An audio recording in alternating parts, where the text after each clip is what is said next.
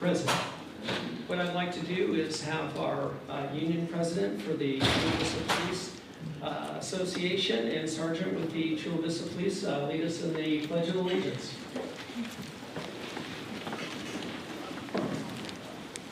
Please stand, put your right hand over your heart. Ready, begin. I pledge allegiance to the flag of the United States of America and to the republic for which it stands, one nation, under God, indivisible, with liberty and justice for all. Thank you very much. We'll now move on to special orders of the day, and we have a great proclamation for the Parks and Rec. And as I also invite them up, if we could just have a notice that there are more than, oops, we're good, I thought there was a planning commission. Okay, and we have the members from the Parks and Recreation come forward.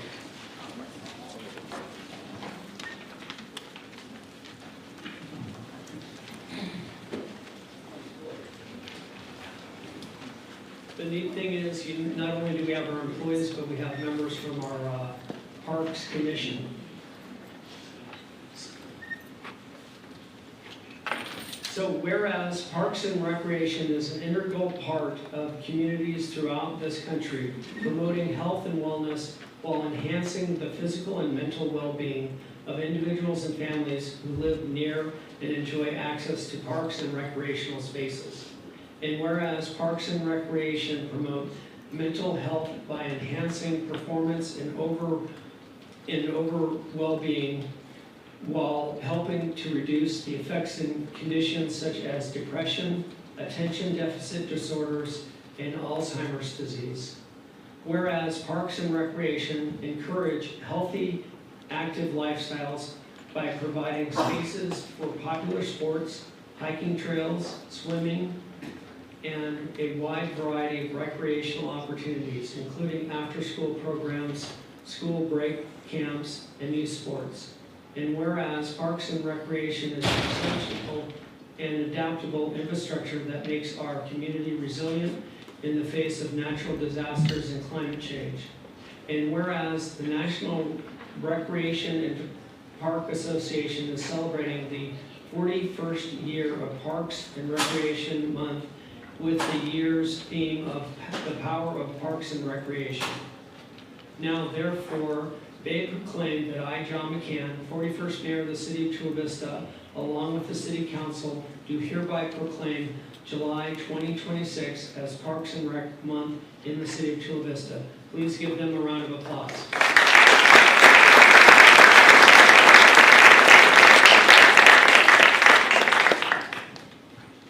And the floor is yours. I just want to invite Michelle Rodriguez, one of our Parks and Rec commissioners, and want to identify her as well as our chair of the Parks and Rec Commission, Martine Calvo, that are both here. Thank you both of them for their volunteer service and all that they do for our commission and as well as residents of Chula Vista. I also want to recognize Danny Schreck, our Parks Manager. He's with Public Works, and Public Works Parks Division maintains our fields as well as entry and exit points of all of our parks, so we want to make sure I thank them as well.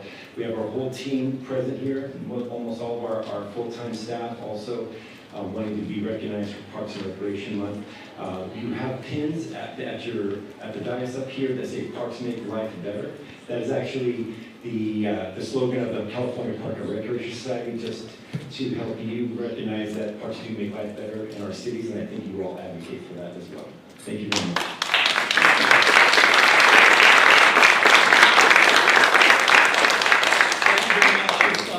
Go ahead and turn around if you guys can take a picture. And we sincerely appreciate what you do with our parks. I think we have one of the best park systems in the county, so thank you very much.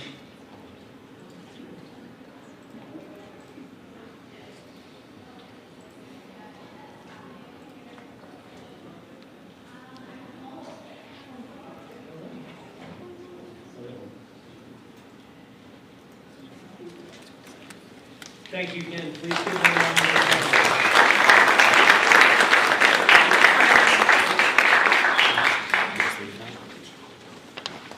Now we'll go ahead and move to the consent calendar. Do we have any items that would like to be pulled on the consent calendar? Yes, I need to pull 5.4 and I need to recuse myself on 5.6.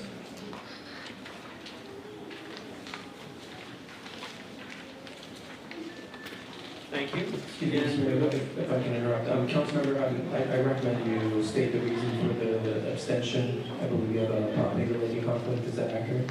Yeah, it sounds like you just explained it. I appreciate it. Thank you very much. And I will also be recusing myself, 5.6 Resolution B, because of a property conflict. Item 5.4 has been pulled, so I will go ahead and make the motion to approve the remaining parts of the consent calendar. Do I have a second? Second. We have a motion and a second. Madam Clerk, can you please read the text?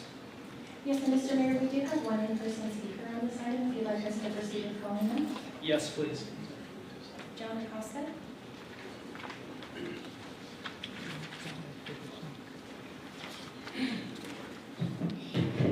Well, I agree with most of them. I don't agree with the 5.5. The only thing I agree with 5.5 is, to help to support the police officers and give everything they need. One of the things I don't agree with is compensation to other employees in service. That some of them, they do a lot of good work. However, the council members, I don't trust them. I don't believe that they should be earning as much as they do. If they can afford to go to Paris and spend money and not pay the dues or whatever they own, they should maybe perhaps you're getting too much money, you're receiving too much money for stuff that you should be taking care of service stuff. All the money that maybe you should take a pay cut and give it to police officers. Maybe you should get a pay cut and give it to those people that actually work the parks. Or actually take a pay cut and maybe reroute some of the money to maintain the parks. Because, like I say, if you have money to go to Paris and post pictures, well, I can just say, that was said to me about Paris, then you should have enough, you should be enough responsibility to be paying for your, for example, the phone bill, for example, in Sunset, for 8,000 something that he did not pay for the school district. He should pay, make himself financially responsible.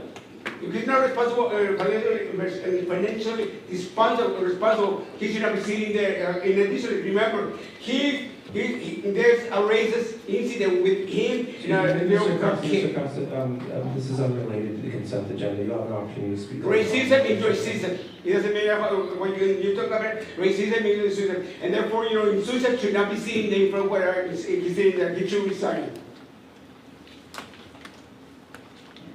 Mr. Mayor, that concludes the comments on the consent calendar. I did want to confirm the conflicts for the record. I have you, Mr. Mayor, noted a conflict for item 5.6B, a property-related conflict of interest, and for Councilmember Nzuza, item 5.6C only. Is that correct? Correct. Thank you. And item 5.4 has been pulled and will be listed under action items. Thank you. Item 5.1 is approval of the minutes dated June 16, 2026. Item 5.2 is approval of a motion to read only the title and waive the reading of the text of all resolutions and ordinances of this meeting. Item 5.3A is resolution of the City Council of the City of Chula Vista reciting the fact of the primary municipal election for mayor and 2 city council members representing districts 1 and 2 held in this city on Tuesday, June 2nd, 2026, declaring the results thereof and other matters as are provided by law. Item 5.3B is resolution of the City Council of the City of Chula Vista calling a general municipal election for mayor, 2 city council members to represent districts 1 and 2, and city attorney to be held on Tuesday, November 3rd, 2026, and requesting the County of San Diego Board of Supervisors to permit the registrar of voters to perform certain services for the conduct of the election. And item 5.3C is resolution of the City Council of the City of Chula Vista adopting regulations for candidates for elective office pertaining to materials submitted to the electorate at the municipal election to be held Tuesday, November 3rd, 2026. Item 5.4 has been pulled. Item 5.5 is resolution of the City Council of the City of Chula Vista amending the classification plan compensation schedule and authorized position county and public works department. Item 5.5B is resolution of the City Council of the City of Chula Vista approving the revised fiscal year 2026-27 compensation schedule effective July 24th, 2026, as required by California Code of Regulations, Title II, Section 570.5. Item 5.5C is resolution of the City Council of the City of Chula Vista approving an extension to the enhanced lateral incentive pay for new lateral peace officer hires. Item 5.5D is resolution of the City Council of the City of Chula Vista making various amendments to the fiscal year 2026-27 budget and appropriating funds therefore for fiscal required. Item 5.6E is resolution of the City Council of the City of Chula Vista modifying the appendix to the local conflict of interest code to amend the list of designated filers and associated disclosure categories and designating the filers as local agency officials, thereby requiring them to complete state mandated ethics and fiscal and financial training. Item 5.5F is ordinance of the City of Chula Vista amending Chula Vista Municipal Code Section 2.05.010, adding the position of Deputy Director of Public Works and deleting the unclassified position title of Public Works Superintendent, first reading, fourth vote required. Item 5.6A is resolution of the City Council of the City of Chula Vista levying special taxes to be collected to pay the cost of facilities and services for Community Facilities Districts 97-3, 98-3, 99-2, 2000-1, 2001-1, 2001-2, 2004-1, 2024-1, 2024-2, 07-I, 08-I, 08-M, 09-M, 11-M, 12-I, 12-N, 13-I, 13-M, 14-M, 14-M2, 16-I, 16-M, 18-M, and 19-M within the City of Chula Vista and designating the Director of Finance to file a list of taxes to be levied on each parcel within the county auditor each year. Item 5.6B is resolution of the City Council of the City of Chula Vista levying special taxes to be collected to pay the cost of facilities and services for Community Facilities District 06-I and 07-M within the City of Chula Vista and designating the Director of Finance to file a list of taxes to be levied on each parcel with the county auditor each year. And item 5.6C, resolution of the City Council of the City of Chula Vista levying special taxes to be collected to pay the cost of facilities and services for Community Facilities Districts 97-1, 97-2, and 99-1 within the City of Chula Vista and designating the Director of Finance to file a list of taxes to be levied on each parcel with the county auditor each year. 5.7 is resolution of the City Council of the City of Chula Vista authorizing submittal of a regional application on behalf of itself as lead participant and all non-lead participants for the Cal Recycle Used Oil Payment Program. Item 5.8 is resolution of the City Council of the City of Chula Vista accepting bids from Newell Corporation and San Diego Police Equipment Company, Inc. to purchase ammunition for the police department.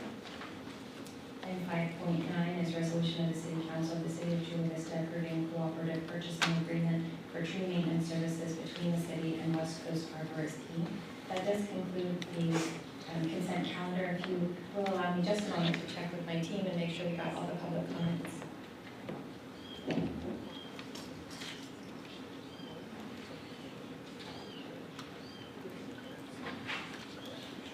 Mr. Mayor, if you will allow us, with our new technology, we appreciate your patience. We do have one call-in speaker for the consent calendar, if you'll allow me to then at this time. Go ahead. I'm sorry, the speaker is in person. Robert Jones. Robert?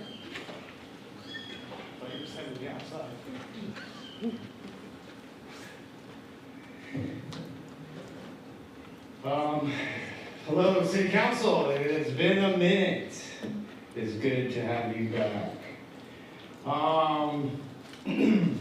Sorry, I'm just all over the place right now. I got the phone call going over here, checking the system.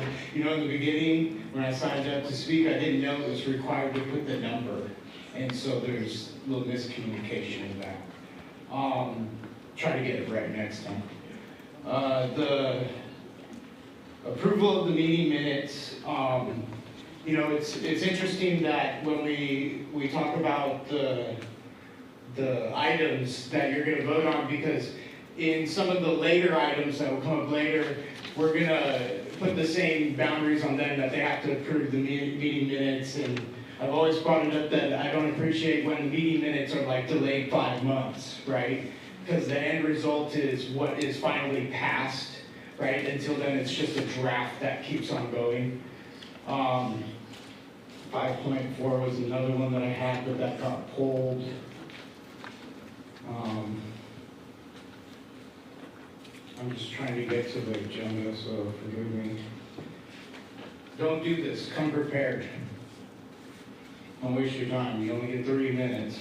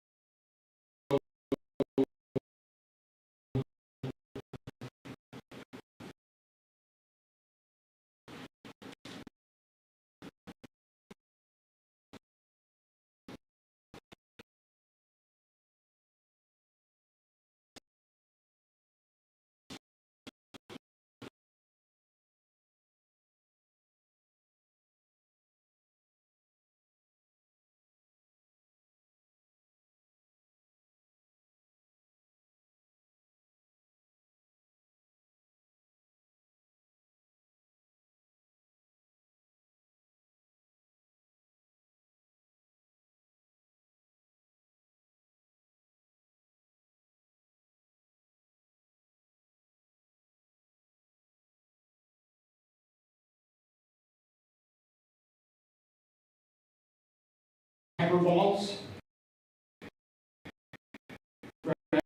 Right? There were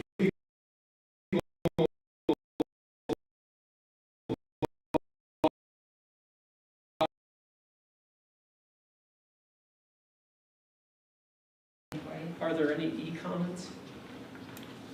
There were no e-comments on the consent calendar items. Okay, and nobody called in, right? Correct. Okay, excellent. Okay, we have a motion and a second for the consent calendar. Please vote.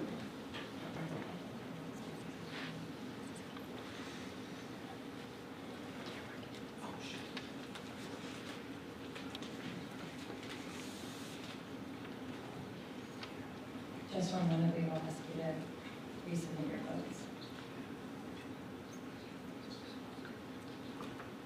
Please vote again.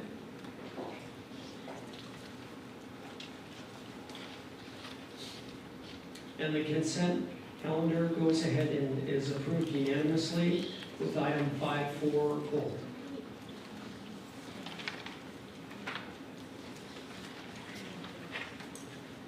We will now move on to public comments. Madam Clerk, if you can please call the first speaker.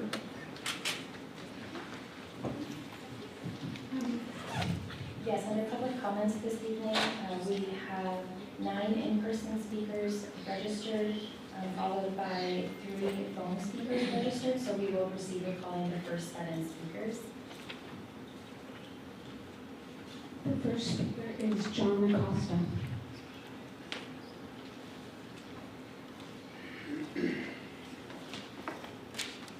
First of all, anybody that was planning to run for election or try to become a candidate, I think every one of you should get psychologically evaluated.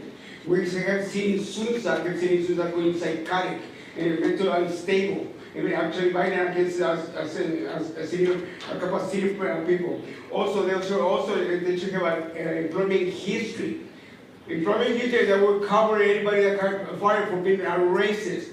In terms of documentation, suicide being suspended in the place of leave, and then never hired. Okay, so that should show that employment history. Also, the credit financial report. Okay, if you can afford to pay the phone bill Why did he give $1,000 to a candidate that he tried to stop him from getting a job in Chula Vista? I question, if he doesn't have money to pay the $9,788 for the phone bill the school district paid for him that he was supposed to be responsible for, why is he donating $1,000 to somebody else that he tried to get black from getting a job in Chula Vista? That's what I was told, that's what I was believed, so therefore, I'm not sure, maybe you could confirm or deny, it's up to you then, But like I say, employment here is very important for any candidate that is trying to become elected or sitting here. I don't trust you guys, I don't trust Sunsa, he has lied to me, and he needs to get psychologically evaluated. Because I have seen him go violent in a senior person. I have a video of him going to he was violent on me during the Democratic Club meeting. He went psychotic on me. He also, during the one thing I said, he went psychotic and violent on a senior person. So what does it take for you all to do something about it? If you don't do something about it, then you are also part of the problem.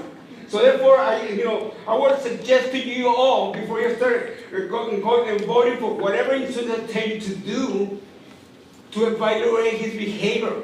By the way, Susan, are you in somebody else's payroll? Who paid for the trip? Did anybody pay for your trip for the Paris? Or who gave you money to give to the candidate? What about the money that you were trying to raise for Richard Barrera? Whatever happened to that? There's nothing on record. Is it going to be that money? Are you in somebody's payroll?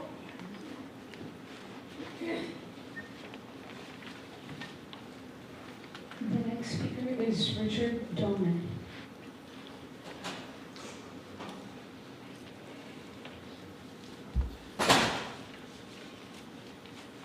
Hello, my name is Richard Dolman. I live on St. Germain Road in Chula Vista, and I'd like to talk about the access point to the East Lake storage area that's being built over there. I understand that access to that storage may be also coming from St. Germain Road, which is a kind of a winding road, and the other accesses to that area from East Lake Drive, which is much shorter.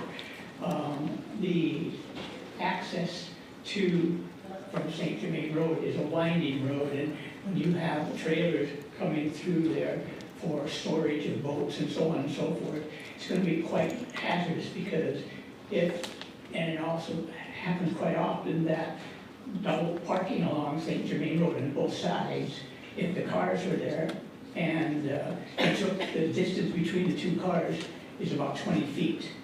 If they parked on either side of the street and taken into consideration that they were 18 inches from the parking from the sidewalk. That is not very much space for these big vehicles to go through. I would like to recommend that access to the East Lake storage not go from St. Germain Road. If you go to the if you go to the shopping center, that has in it Trader Joe's and other shops, there's one entrance in and out, and there's much more traffic going through that area than would be going through to the East Lake self-storage. And one entrance would be much, much better for us living in that area. That area we live in was meant to have traffic going through from these, I guess you say, Otalex Road to the self-storage area. I appreciate you taking into effect that access to St. Germain Road, to the self-storage area, not taking effect. Thank you very much. Thank you very much. Actually, Mr. Attorney, are you with us, or where are you going, sir? I was going to consult with our outside counsel related to the public comment we just heard. If you would just give me just a second, Mr. Okay. Go ahead and call the next speaker. The next speaker is obviously Robert Zero.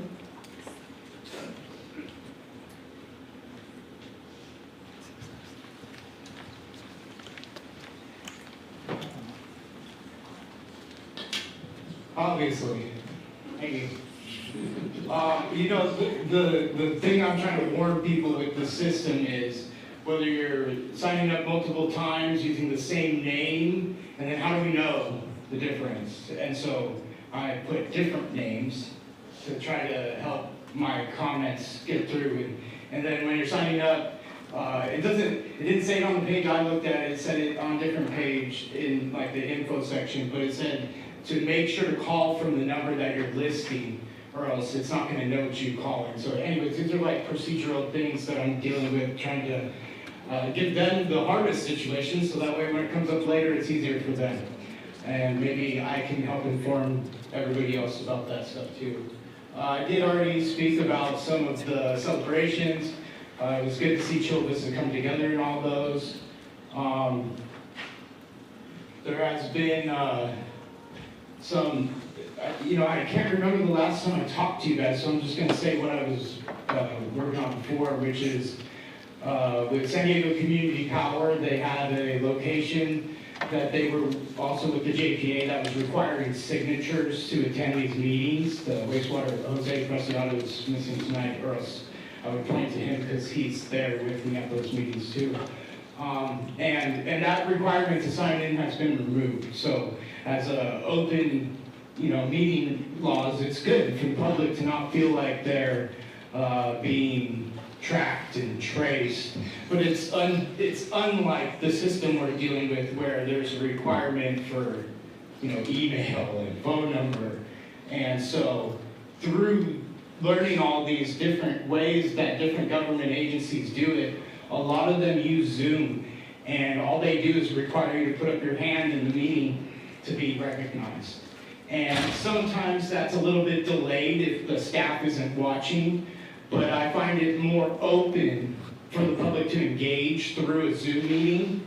I do appreciate what we've kind of thrown together here for the phone system stuff, but I'm sitting here trying to work with it too, but I feel like just as much as you're worried about the flock systems and cameras tracking or targeting us, right? You're not so concerned about us being targeted at meetings. So, it's just something to think about, because later on we're going to be talking about the stuff that you guys are trying to propose for us to vote on. And I found a lot of situations in there I want to raise your concern. Another thing was your wife was in Mexico giving away a city, Mr. Mayor, proclamation, and I know the community has concerns about these proclamations, so I just want to bring that up right now. Thank you.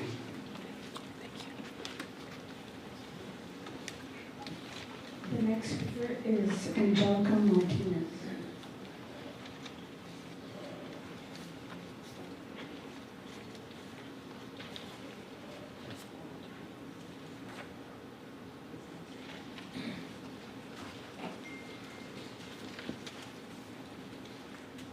Hi, good evening. I'm concerned that it's 5:30 and our councilmember Brazil is not here. I wonder if he's going to show up or not. But anyway, he needed to hear this. Hopefully he can have a chance to hear it later. Good evening. I'm here tonight to address what concerned me during the May 20, 2026 City Council meeting as a taxpayer, resident of Chula Vista, and a candidate for Chula Vista Council District 2. I was deeply concerned watching taxpayer-funded council time be used to discuss personal grievances instead of the business of our city. During that meeting, a council member stated, "I wonder why do I remain in public? Why is it worth it?" He also said, "I've experienced hate as an individual," and spent several minutes discussing his personal experiences and emotional impact of serving in public office. I want to be clear, every person deserves dignity and respect, but a city council meeting is not a place to respond to campaign-related criticism or personal disputes. Taxpayer-funded meetings exist for one purpose, to conduct the people's business. Ironically, during those same remarks, the council member said, "We're not discussing issues and concerns." I agree. We weren't. Instead of discussing crime, homelessness, public safety, economic development, or the needs of District 2, valuable council time shifted towards personal matters. To me, that appeared to be a deflection away from the issues residents expect this council to address. Public office comes with accountability. Every elected official will face criticism. The responsibility of a public servant is to answer that criticism through their votes, their leadership, and their service, not by diverting official council time away from the work the public elected them to do. The people of Chula Vista deserve elected officials who remain focused on governing, who separate personal matters from their public responsibilities, and who make thoughtful, objective decisions based on facts and the best interest of their entire community. I want to leave this council with this thought. Public office is a position of trust. If an elected official believes that personal matters are becoming intertwined with their official responsibilities, or if council meetings begin focusing more on personal grievances than on the people's business, then that official should honestly consider whether they are able to continue serving the public in the matter this office requires. Our residents deserve leaders who remain focused on solving problems, accepting accountability, and making decisions in the best interest of Chula Vista, not decisions influenced by personal disputes or campaign-related conflicts. Thank you very much.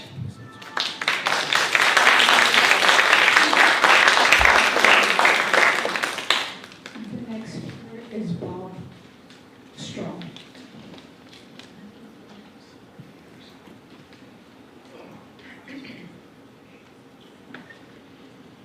First of all, I'd like to thank you guys for your service. Sincerely, it's a very, very difficult job, and sometimes you agree with and sometimes you're not. But again, I'm very appreciative of the position you're in. I find it kind of ironic that we're celebrating the Park and Recreation Department. I served on the Park and Recreation Commission for a number of years and found it to be very rewarding. It's too bad that the golf course isn't under Park and Recreation. I think it would be in a lot better shape. I've lived in this city for 56 years and I'm proud to call Chula Vista my home. As a golfer, I've enjoyed playing this city's golf course during those years. Over that time, I have seen changes to the course. Especially now, this city's asset faces challenges. Challenges that have become greater and greater and more expensive as time goes on. I would like to put forth the concept of a golf course committee that would be comprised of stakeholders in this community. Other cities have had this plan, had this concept, and it's worked. This community has an asset. I believe that the people involved in the city can address the challenges that face this asset, if given a chance. But as long as the people in this community don't have a voice in this, then the golf course is not going to improve. So I urge the council to consider creating a golf course committee that would report to the council. Thank you very much again for your service. May you govern with compassion and intelligence. Thank you.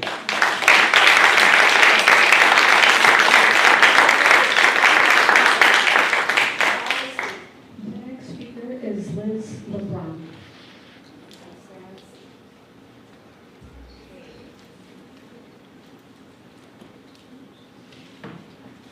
Good evening, Mayor McCain, City Council members, and City staff. My name is Liz LeBron. I've been a resident of the South Shore since 1990. And I am here because, in support of my husband, Bob Straw, I have a request about the golf course. And I am here as a walker because I have been walking the golf course since 1990. We used to say, let's walk the golf course. We didn't even realize it was World Park. Let's walk the golf course. And how things used to be. The golf course was beautiful. My husband was president of the men's club. We had dinner with the director of Parks and Recs. There was wonderful communication and the golf course was beautiful. But what's been going wrong? I mean, in the past, I don't know how many years, the golf course has just really gotten ugly. And so as a walker, a group of us, every time we walk, we say, what is going on? Why does the north side look so beautiful and the south side is so neglected? So we heard about this meeting, they're going to be talking about the parks. Let's go to this meeting, and it was Parks and Rec. And they're wonderful, they have this beautiful plan, and we're asking about the golf course, so yeah, we're gonna do that too. And I finally complimented them on how wonderful Rural Park is, and why isn't the south side of the course so as nice? Well, we don't do that. That's economic development. We're Parks and Rec. So our request was, hey, would you take the golf course, please, Parks and Rec, because you're doing a wonderful job. But what we see when we walk on the south side, we see a lot of neglect. The buildings are falling apart, there's trash that needs to be cleaned up, there's weeds, it's dry. Like, why can't it get green? Just water it. Just water it. That's all it takes to make it green. Well, there's watering problems. So it sounds like we keep putting a Band-Aid on cancer. So my request is, let's get the golf course back under Parks and Rec.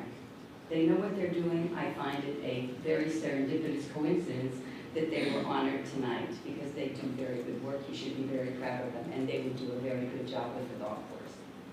In the years that I've been in the South Bay, Mr. McCann, you and I have had a journey that we have shared. You served on the board, and I was an administrator and a teacher in the school district. And after I retired, in a very complimentary manner, once you said, why don't you run for office? And of course, I knew that would never and could never be my journey, but it is yours. And I ask all of you to do well by this community and put that golf course back where it belongs. Thank you.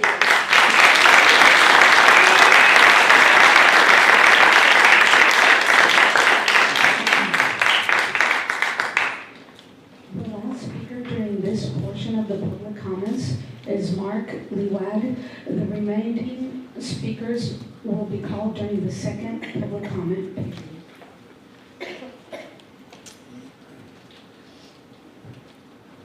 Good evening. Good evening. I'm currently the Mids Club Golf Club president. And so I'm here talking just like what Bob has said. And I want to bring out a couple key points. I was really encouraged that we saw that part of the Rural Park Master Plan, they included the golf course. And I was able to provide a lot of input that came from our club. It was over a 90-page PowerPoint. I'm sure you guys all have a copy of that, seen that. I don't want to go through all that. I want to echo a couple of things that Bob has said too. Is I've been playing that golf course since I was 20 years old, so 47 years now. My dad played before when it first started, so I know the whole history. I've seen the evolution, I've seen the degradation, I've seen many things.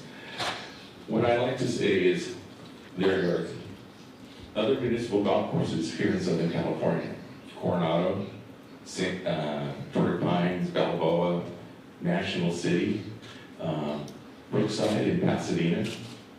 They don't have the model we have of having it underneath economic development. I saw the golf course where money is being taken out of the golf course, and maintenance wasn't done. We have over almost 70-year-old golf course with the same irrigation system that they put it in originally, and it doesn't work. You can't even segment. If one pipe breaks, they have to turn off the whole golf course to fix it. They can't segment it, they can't split it. So the Parks and Recs people used to manage the golf course, and I watched it deteriorate when that changed. And we have models in other cities. I know Coronado very well. We should have, the restaurant should be leased to a restaurateur, not to a golf course management. They don't know how to run a restaurant. And if you go down there, I'm really glad that we got it back open finally, but it's not where it could be, and it's probably losing revenue.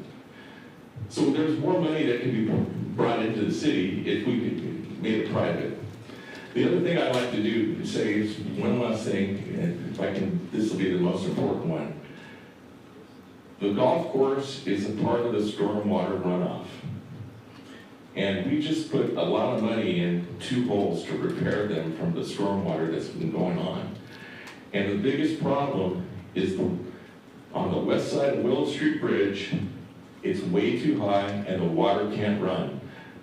Poor lady that lives over next to Rural Park lost her fence twice in the last 2 storms. That never happened before. that drainage should be there. I tried to contact the county, because that's who has management of that site. I got no response. So what my last ask of this body is see if we can work with the county and fix that before we create more problems. Thank you. Thank you very much. And what I'm going to do, I want to thank Bob Strahl, Liz LeBron, and Mark Leag. And I'm going to refer your concerns, especially about why is the golf course under the economic development, not under Parks and Rec, to our city manager. Thank you very much. Thank you.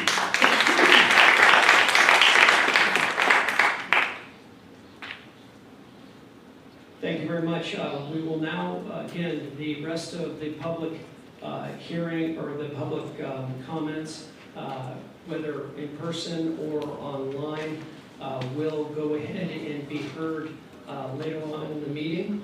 And we will now move to public hearings, and we're going to move to the first public hearing, the Community Facilities District annexation. I know there are many people here, so this is going to be a good opportunity to talk about that and discuss this. And I know we have a presentation.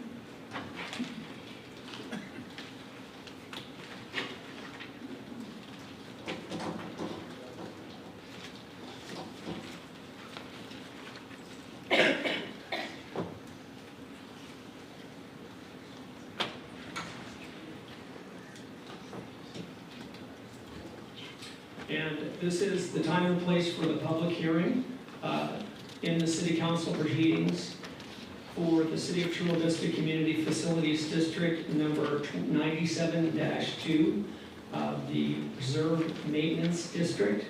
The hearing is regarding the annexation of territory to Community Facilities District number 97-2, Improvement Area C, annexation number 14. The hearing is now officially open. City Clerk, have you any written protests that have been received? No written protests have been received. City Clerk, did the city receive a proof of mailing of the notice of hearing? Mayor, we have received proof of mailing or notice of hearing. City Clerk, did the city receive any written correspondence on this item?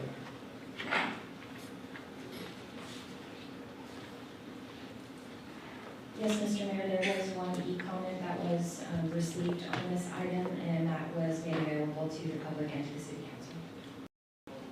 Thank you very much. May I have a presentation of the staff report? Good evening, Mayor and members of the City Council. My name is Rebecca Brishford, Deputy Director of Development Services. And joining me this evening is Roy Sapato, Deputy City Manager and Director of Development Services, and Luke Vikarov of Best in Krieger, serving as outside counsel.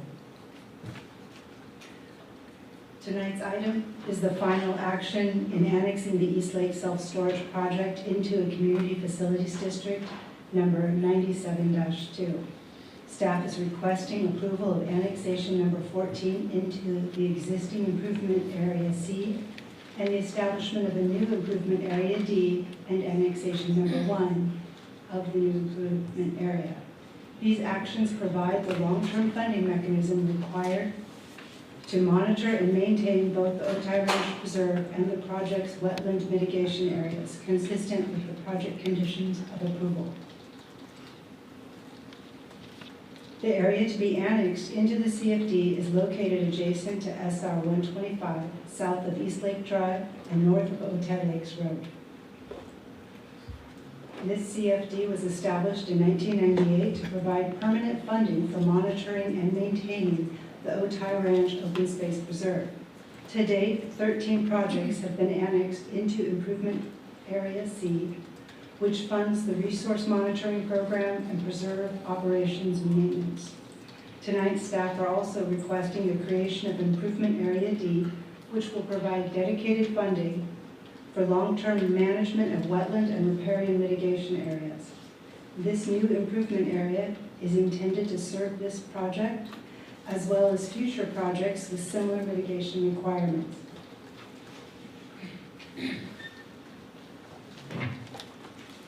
project was approved by City Council in 2020 following environmental review and public entitlement process. Shown on the slide are the public outreach opportunities during the approval process. As part of these approvals, the project was required to provide funding for ongoing maintenance of upland and wetland habitat impacted by the development. Tonight's action does not reconsider the project approval. It completes a financing requirement established through those prior entitlements. The project will annex into 2 improvement areas serving different purposes. Improvement Area C funds long-term monitoring and maintenance of the preserved's upland habitat area requirement, while Improvement Area D funds long-term management of the project's wetland and riparian mitigation areas. These special taxes support implementation of the long-term management plan by the preserve owner-manager, including biological monitoring, maintenance, reporting, invasive species control, and management necessary to ensure the long-term success of the mitigation site. Staff recommends that City Council take the actions shown on the slide. Staff and outside counsel are available for questions. Thank you very much. Thank you very much. Does the council have any questions they would like to ask staff? I will go ahead and recognize the member from District 1. So, Roy, we've had this discussion. So I want to be clear. Everything that happens in East Lake and the community's concerns, we're always talking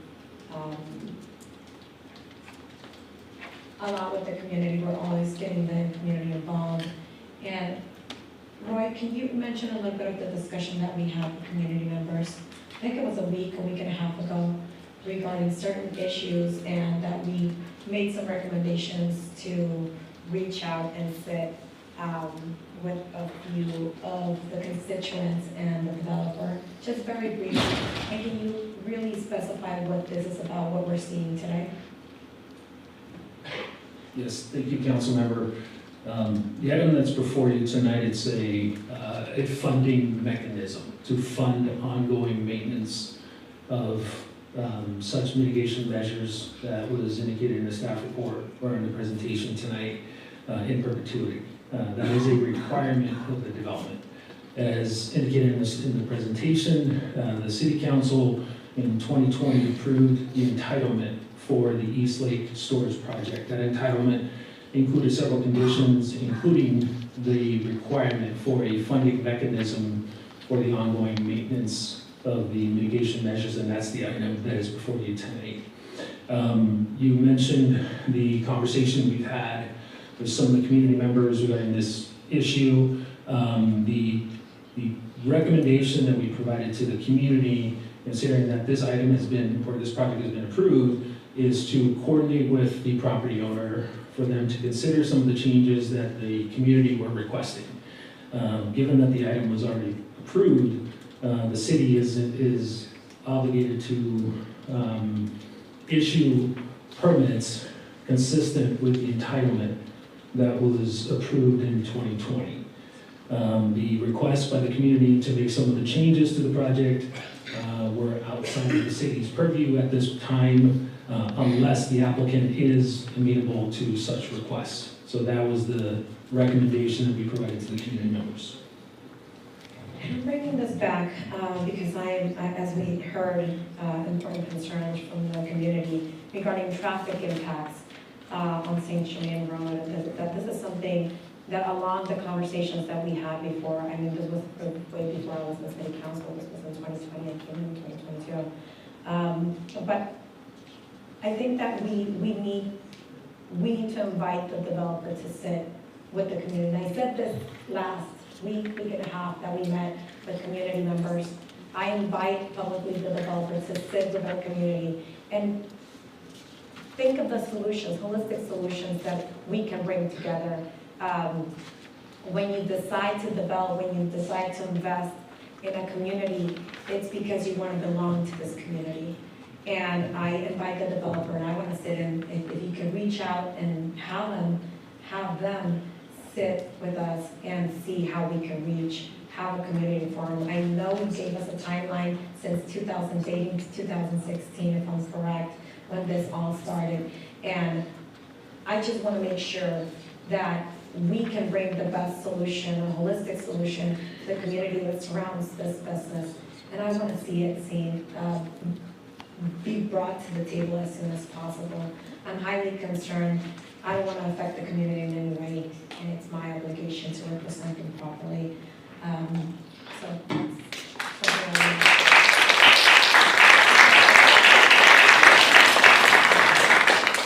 And with that, Roy, I appreciate it, and I appreciate you taking the time, because I know you've only been here how many months, Roy?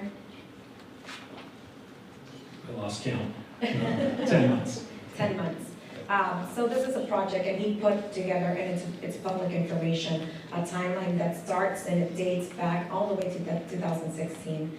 But today is the day that we invite the developer to sit down in good faith with the community. We've done it with many other projects, and I know that being investing in a community is because you want to belong in a community, and you want to have a healthy relationship with your community and your neighbors. So we want to invite them to sit down and see how we can make this happen and be in the best interest of everyone surrounding it. I appreciate you being here. Thank you very much. I'd like to go ahead and ask a couple questions. And Roy, thank you very much for that presentation. When I had originally looked at this years ago, the entrance would be in the East Lake area, over the bridge by the Trader Joe's and the marketplace. Is that correct? Because I did not ever remember anything, any entry consistent or opening, well, any main entrance that connected with St. Germain. Based on the information that we have in the entitlement, it included approvals for 2 access points, one off of East Lake and the other one off of the driveway that access the tennis courts that's off St. Germain. So it's a feeder off of that driveway that would also provide secondary access to the storage facility. But the main entrance would be off of East Lake. Off of East Lake, that's correct. I know I appreciate the council member talking about the community input, and I want to thank everybody for coming tonight. Is there a way where we could make the main entrance off of East Lake and make sure that there really, unless of emergencies or things like that, the St. Germain entrance would only be used for emergency or some type of special access?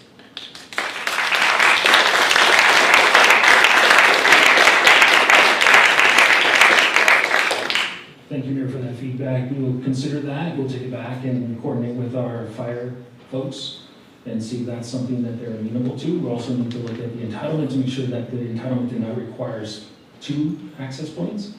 And if there's an opportunity for us to consider your request of allowing or limiting that access to emergency access only. So we'll coordinate that with our fire staff and see if that's something that we can implement. Thank you very much. I very much appreciate that. City Clerk, are there any speakers wishing to speak on this item? Yes, we do have 8 speakers registered to speak on this item. We'll proceed with calling them now. Please go ahead and call the first speaker. If you haven't registered and you'd still like to speak on this item, please come up to the City Clerk and fill out a speaker slip. The first speaker is Amanda Alba.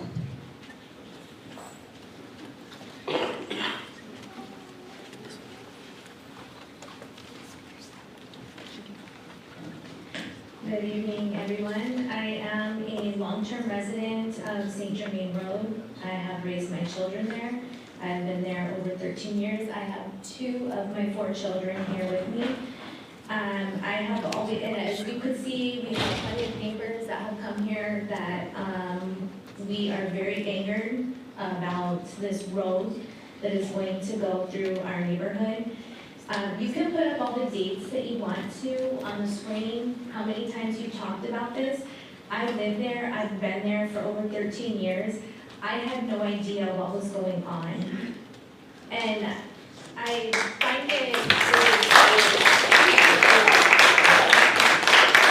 I feel like the city of Chula Vista has been completely negligent in making the people, the citizens, the community aware of something that directly impacts them, their house, their safety, their children.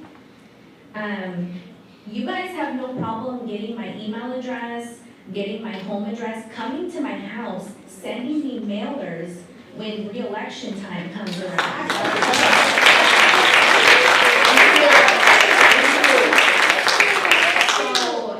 I'm just so curious why you guys have been so hushed about this. And I feel like that's because you know that you guys are negatively impacting the community members, our neighborhood, negatively impacting that for, I'm assuming, money. But that you're, I don't know, the city's gonna make off the storage unit, some kind of deal that you guys made with them. Don't tell me that someone wants to be part of our community, but they want to make an entrance through a long neighborhood road that has multiple curves and turns in it, that has hills in it. You have children playing, you have children running in and out between cars because the street is completely flooded with cars. Why? Because so many of our neighbors have children that drive, so many of our neighbors have family members that live with them, and also adult children that live with them because it is too expensive in this city, in this county, in this state for anybody to afford their own apartments and get out and move out on their own. And I'm not going to sit back and have an access road, and I don't even believe that you need an emergency access road. We have been in that neighborhood for how long? We don't have 2 entrances and exits. No one's thought about our safety.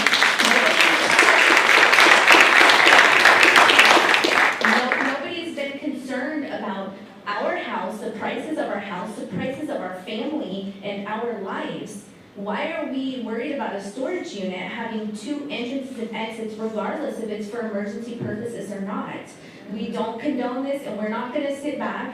And unless the streets don't even serve as a means for driving large vehicles and trucks and boats through there. And we'll file a lawsuit if we have to, because it's not the best.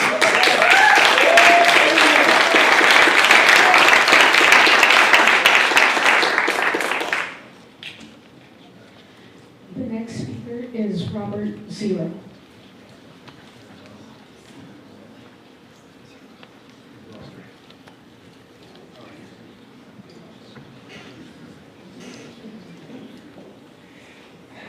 I wasn't sure if I was signed up, so I tried to make sure I could do another audit and see if, while I was here, if I could sign up through the digital. Like, there's all these different things. Cost estimate, this is from the attached item, and it's page 4, and it's like at the very bottom, anyways. Invasive plant mapping, trash monitoring mapping, and unauthorized site access monitoring, patrolling, $1,040. Anticipated expenses associated with implementing the monitoring, maintenance, and reporting and adaptive management activities described in section 2, together with related administrative costs and other amounts necessary to support the ongoing operation of the district. And so for non-vegetative control, trash removal, and monitoring and patrolling, another $7,590. I don't know why monitoring and patrolling is listed twice, and then it's separate, unauthorized site access. I guess you guys are defining that as different monitoring. Are you guys gonna put a flock camera on there? You guys gonna invest in putting flock cameras on the street right there so we can watch everybody coming out and we can track all their license plates? No. I mean, you guys put them everywhere else, right? You put them right at the schools. Because like to track kids, their parents, right? Track. Contingency, that's all it says. $1,072. Contingency for what? Total is $14,294. That seems like a hell of a deal. You know? I mean, I know you guys like to give away property for free. Anybody talk about the Millennium Library? You guys just give it away, cheap rent. The county is paying for the Chula Vista Economic, whatever, the Chula Vista Entertainment Center thing, right? The county's gonna pay for that. And then you gave them a sweet deal for the rent. Seems like there's another sweet deal going on, but I like to read the papers because you guys don't, read it. The rate and method of appointment of special tax. So you have all the regular taxes, and then this is special tax, right? I think they call it like Melrose, other things. Just trying to buy them more time so they can get ready because they're next. There we go.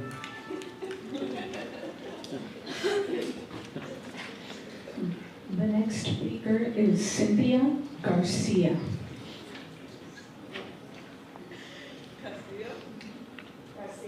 Garcia.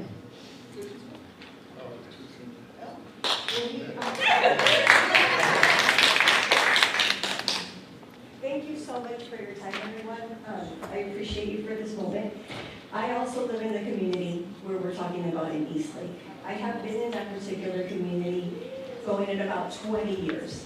So I was there when they started talking about this project that was going to be happening. Guess what? This project is exactly across the street from where I live. There's an Eastlake storage right there. Why do we need a second one? There's also 5 other storages within the community, and they're also building a new one in Bonita. So the safety of our family and our residents takes precedence over everything in our community. The habitat that was behind my home has now been destroyed, and all of those animals have been displaced. I'm hearing from my coworkers and other neighborhoods that they are now seeing the coyotes that were living behind my home within their habitat, now living in residential areas because they don't know where to go. That's putting that community at risk with their children, with their pets, with their elders that may not be able to go ahead and wean off a coyote that's there. I do ask you and plead with you, if there's any way to go ahead and stop this project, I would greatly appreciate that as a council.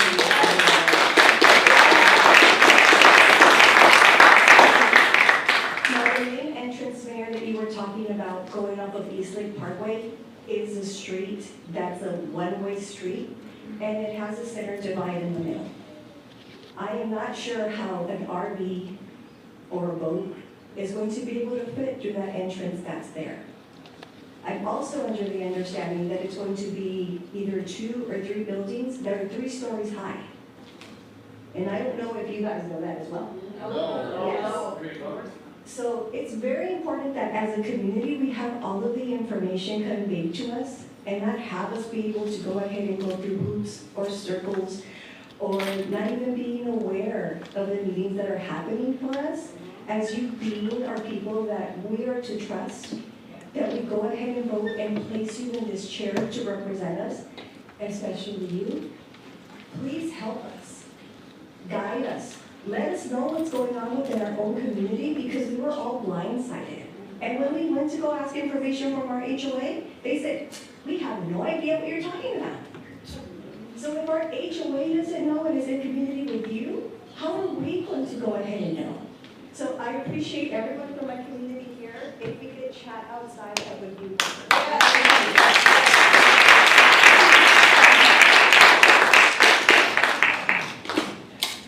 The next speaker is William Hawk.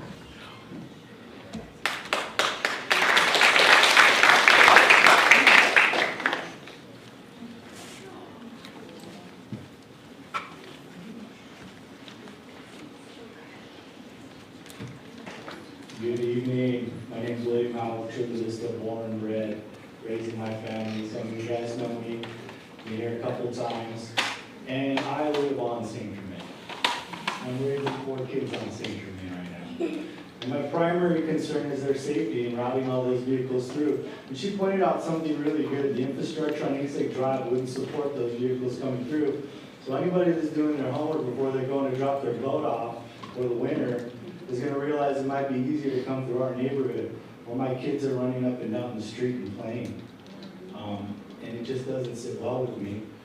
And some of you know me, as you know, the local 619, I'm proud union carpenter. You guys, I understand that things need to be built. I understand that infrastructure needs to be updated, and we need housing, healthcare facilities, schools, not another story. We really don't. And I mean, I could pull out my phone and I can go through, you know, the list of crimes that have happened at storage facilities in the last few years, the murders that happened last September in a storage facility in Vista, the 35 storage facilities that were being robbed in North County, the countless drug smuggling that has gone through those facilities. We're talking about human trafficking that goes through those facilities. Most of those facilities are 24/7 with an access card. Okay, so that means they can come through my neighborhood in the middle of the night doing God knows what with God knows who, and my family right down the street. So, like they said, this nice lady over here, she pointed out, I get the mailers, okay, when you're up for re-election, but you couldn't send me a notice. I'm not saying that you guys don't post with the city agenda, but not everybody looks at that because they don't think that this little sliver of land that runs between our homes and a freeway is going to be used for property of that kind. If it was fine the way it was, I understand that there might be a deal in place, but we really need to go back to the drawing board on this and consider the impact to our community. Consider the safety, the health and welfare of our community, the indigenous plants, the animals that are being displaced, the coyote that I saw walking across my cinder block wall the other day because it has no place to go anymore. This is at the end of my street, where they play, where their friends play. So I just ask you to really think about what you're doing here. Let's get back to the drawing board, and please, let's sit down with that developer. Let's give them an opportunity to do the right thing. You know, but we need to know, okay? I registered for this, that means you have my email address now, you have my phone number, and I would expect and hope that you're gonna do the right thing and make sure that information gets to us and each one of these residents so that we can be here to let them know how we feel about this. Thank you guys.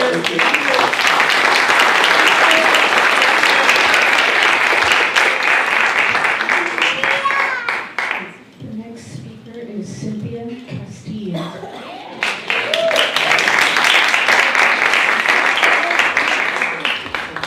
Hi, everyone. Hi. My people. I grew up with Salinas. We went to school together. I voted for all of it.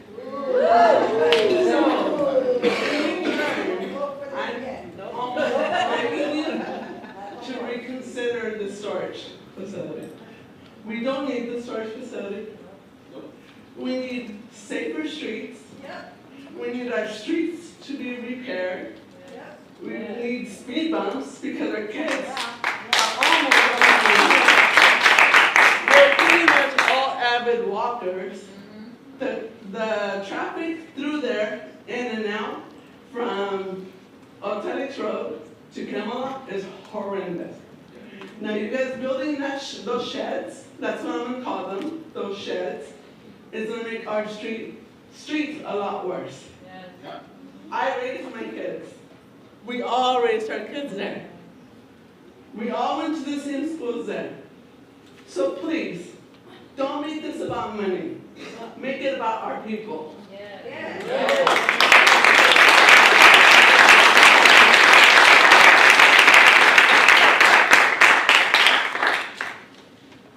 The next speaker is Adam Zamora.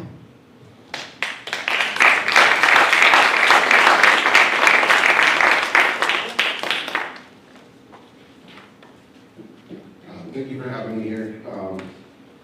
I woke up this morning to my wife sending me a text of this hearing that she found on our mailbox.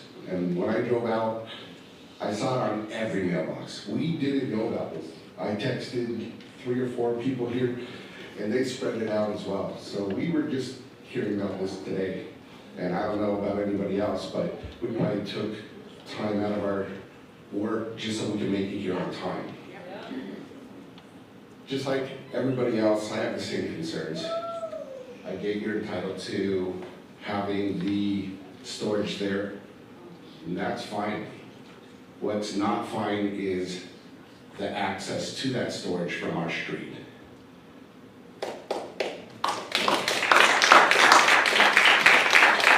But every morning as I'm leaving for work, I see the park ranger come and open the gates to the tennis courts. How's that gonna happen if they're having a pass-through?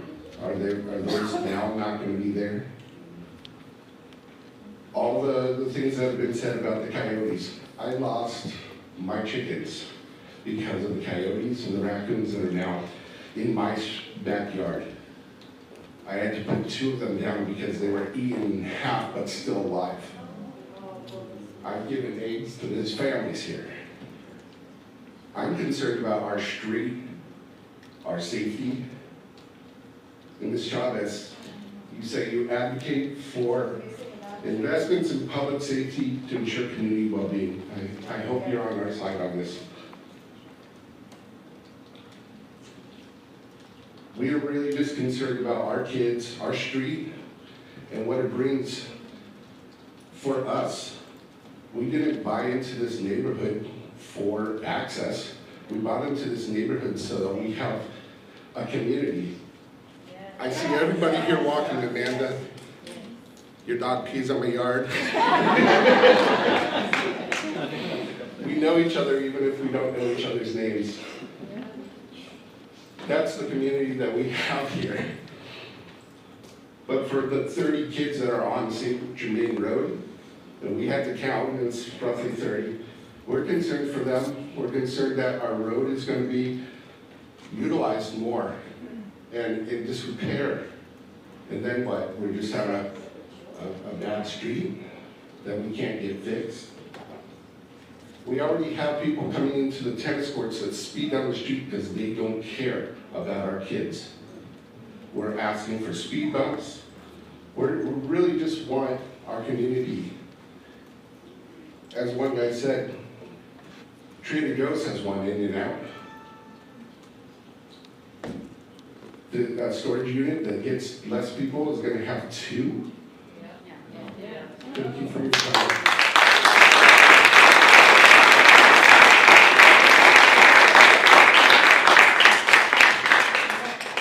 The next speaker is Paul Echeverria.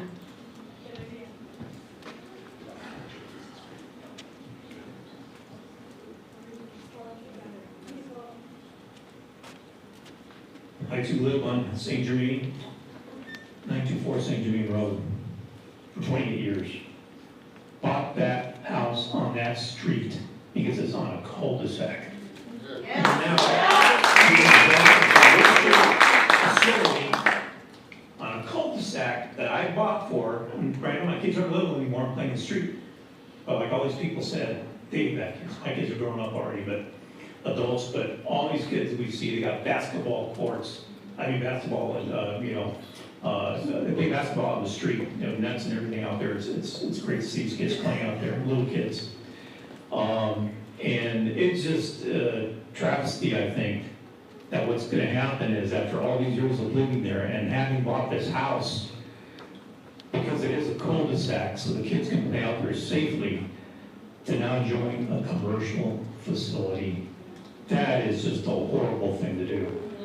That, like everyone said, it's already been stated about the width of the street. It's not made for so many vehicles, trucks, whatever to come, bring trailers for storage facility. That's just ridiculous. It's insane that this would be allowed to have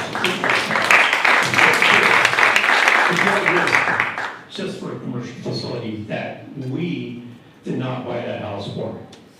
We knew we had a tennis court down there, we knew that might be a little bit sketchy because we knew the traffic going down there. It hasn't been horrible, there has been some people that do go through there quickly, but now to have a commercial facility there, it's just awful. I mean, it's the safety that's at risk here now, the kids that are at risk is tremendous.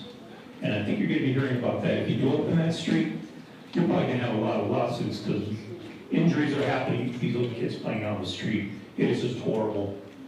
So I would ask that you would consider, maybe, I didn't even want to have the emergency exit, but that did come to mind.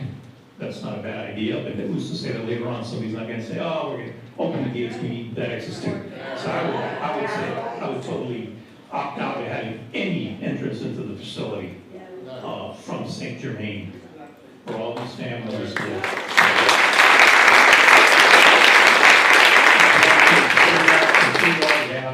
But just to let you know, from original council member that bought that house originally in 1998, it's just sad to see it coming to this. So I'm not opposed to the facility necessarily, as long as it remains on East Lake Parkway, the entrance, but to St. Germain, that would just be a huge mistake. And I think you're gonna see, like I said, maybe a lot of lawsuits happening, especially when the injuries start happening in a residential cul-de-sac, which is why people move to the cul-de-sacs to begin with.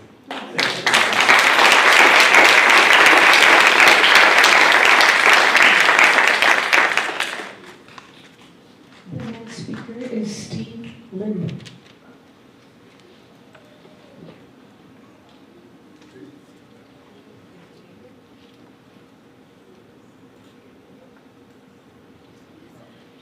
Steve Linden.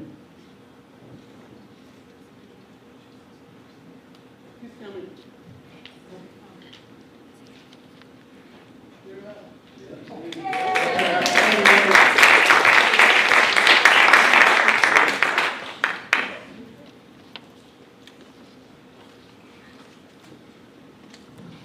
Appreciate the chance to talk to all of you. Are the owners of the storage facility here? No. Okay, well, I'm all for business. And so, people have to do business, build businesses where they do and do business, and I understand that. However, the impact of the storage facility or any other business there the traffic going through our community is kind of a problem. It's very busy already. When I first moved into the community, I wanted to get stop signs on the street. For 2 years, I came to city council meetings, talking to people requesting stop signs. They said, no, sorry, we don't have the money for it, even after I offered to pay for them. Wow. And so, one day I'm out front and I watch a guy roll his Ford truck into the park. 2 days later, there's stop signs there. I said, well, thank you for putting the stop signs. Oh, we've been planning on it a long time. Yeah, after the truck rolled into the park. There's these kinds of challenges that go on with the streets there. So if they want to build a storage facility there, if they can accommodate things to benefit the people that will be at the back of that, that's something that, we could probably sit down and talk with them about. Have an access road off of East Lake Parkway and have them build a road all the way down to Old Town Lakes Road. Now, they probably don't want to go the cost of that. I know it's kind of expensive, but that is the commercial area over there. But to have all the traffic going through the storage facility through our neighborhoods that's already over congested. I live on St. Clair Drive. It's like a speedway. Yes. I've been here, it's taking, look back at the time, I've been here about 10 times trying to get stop signs put up there. They said they will not put other stop signs down there on St. Germain and St. Clair because, well, the city can't afford it. Again, I offered to pay for it. They said, sorry, we can't do that. I said, put a stop sign there and a policeman, and it will fund itself. They said, we will not put stop signs there because people won't stop for them. Really, if I go to the bottom of the street and I decide not to stop at the traffic light, if there's a policeman, they'll give me a ticket. So I don't think that that's a logical answer. I offered to pay for speed bumps on the street. They said, okay, get you all the people to sign to approve the speed bumps, which I did. Then they said, by the way, if the community doesn't like them, now you're going to have to pay to take them out. understand this kind of logic. I'm a businessman, things like that make no sense to me. But to have access to the storage facility, which I'm all for storage facilities, I think that's great. But to have access to the storage facility from a residential area, since it's a commercial property doing commercial business, I don't think is reasonable. So if they could make some other accommodations for the storage facility with us that live in the community there for access to it, to make it accountable, to make it accommodating for everybody, I think that that might be something that we can pursue. I saw them starting the construction on it the other day, and I asked my wife, I said, what are they doing? I had no idea. I didn't even know about this meeting tonight until a couple hours ago, so. Thank you, Steve. I appreciate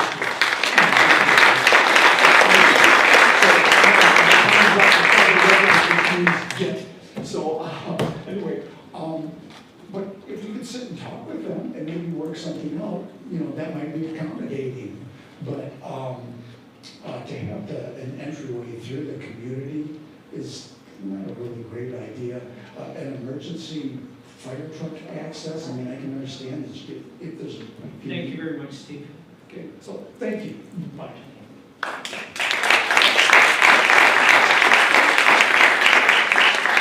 The next speaker is Taylor Bond.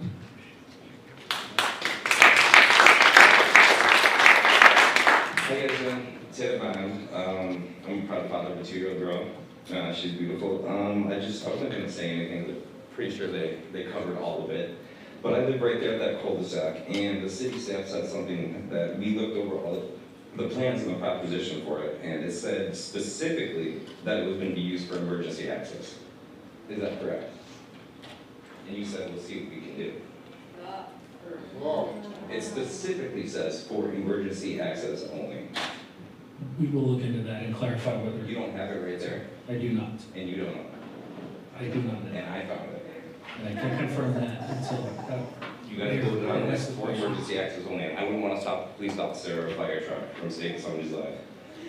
But having through traffic, it's just not plausible in our neighborhood. You guys did vote on that. And if so, how would you just make sure it's emergency access only? And I'll make sure it's a Mario Kart shortcut through our neighborhood. Just wanted to remind everybody here about just our council rules. Please direct any questions and comments to the city council, and if so, they can make referrals to staff. Can you guys ask them? Yes, we'd be happy to ask them. Yeah, she'll take it right back too.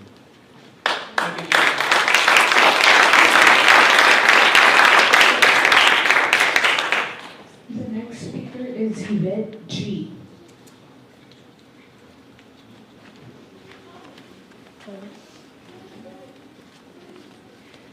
Hello, everybody. Thank you, Council, for your service. My name is Yvette. I lived in San Diego, Chula Vista my whole life. I lived in Chula Vista East Lake for over 20 years, and my family has run a business here for over 30 years now. So I'm very pro-business, just so you all know. And growing up in Chula Vista, I've observed some things. Today I hear and see there is a for-profit private company asking our Chula Vista city for a way into our city. To me, to gain a partnership. Yes. Okay. My question to you all: what makes their company special? Specifically, what benefit is that company going to bring to our community? I want you, City Council, to do research. What is that company's track record in helping communities they're already currently in? And do they keep their promises? To me, this is a financial grab by their company, and this is only about money for them, because our community residents won't make any profit dollars. We won't get commission, it's only them. To add, how long are your approvals good for? And when do they expire? If this project was approved in 2020, that's 6 years, a long time ago. So it might be best to revisit that original approval. I know he said that there's 2 entrances that were approved, but it's been 6 years, so it's a long time now. You guys can revisit that approval. To me, I see this as a for-profit private company asking for a funding mechanism. I'm here to tell you that a for-profit company can fund their own dreams and investment projects. Because I believe our Chula Vista City funds should be used for our community needs and improvements, not to fund for-profit company projects. The owner should pay 100% of the cost to build their investment, not citizens or the money that belongs to our Chula Vista City Council or to our city. To add, Eastlake has multiple storage buildings, so why do we need another storage building? To add another storage building, what benefit is that? How does the storage facility, what benefit would it bring to our community? That storage facility probably only offers low minimum wage jobs, so what benefit is it really bringing? Is it going to bring high-paying jobs? Is it going to bring internships? And if so, what will those internships teach at a storage facility? Is it going to bring financial benefit to the citizens of Eastlake community? What kind of benefit is this storage facility going to bring? Besides more car traffic on top of the standstill traffic we have at the 2, 3 o'clock after school rush hours.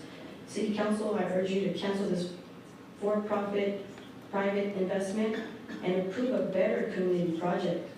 I also urge you to cancel this project and use that same money toward improving crucial community causes, like 1, recruiting more police officers, and 2, improving the walkway of the golf course. Thank you for your time.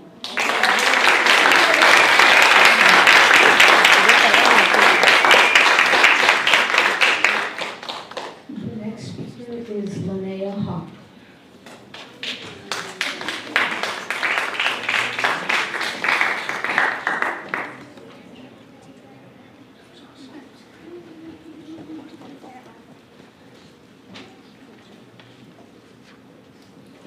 Good evening, everyone. My name is Linnea Hawk, and I'm a resident on St. Germain.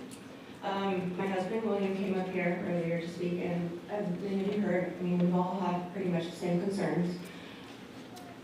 Yes, there is no benefit to the neighbors, to the residents. You're saying, you know, I understand we're trying to find a compromise, and that sounds good in hindsight, but we get nothing out of it.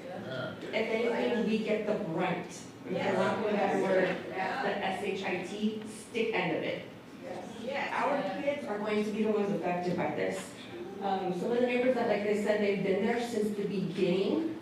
My husband and his parents are one of those families. They were there from the time of construction. They would show up every single day to see their house be built from the ground up. That is 3 generations. My in-laws, my husband, and now our kids. I understand being a longtime resident of this city, how much it's grown. I mean, going from Telegraph where it used to be cows and farmland, and now, you know, I get it. Our city, second largest city in this state, one of the best known cities in this nation, and I get that we want to have more people coming here, but if you were able to go back to that map and see that tiny little sliver of land that you're trying to squeeze a storage facility unit, that's absurd. I mean, you drive by it and it's literally by the freeway, and I understand nowadays there's needs for the storage units. Evidently, we wouldn't be having 3 generations living in one house. But what we are saying with that also is not just the access points and the little things like that. I'm not dumb. I'll play devil's advocate. This project is already approved. It's starting, you know, I don't know at what point, like most of our neighbors said, today was the first day we have heard about this. That is unexcusable. And on top of that, like I said, playing devil's advocate, I'm trying to be objective because I already know at the end of the day, you will make up your mind, especially when it comes to the city bringing in revenue. I get it, we need to make that money. But at what cost? I don't know how, you know, the lives, personal lives, children, your children are grown, and I know we tend to forget about things when we don't have those little kids running around anymore.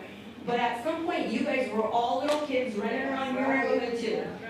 And not only that, like another neighbor said, we've been trying to get speed bumps, and that was before this storage unit. Now, with this coming in and out of our neighborhood, at the very minimum, that has to be done. There should be no excuse for safety for our residents.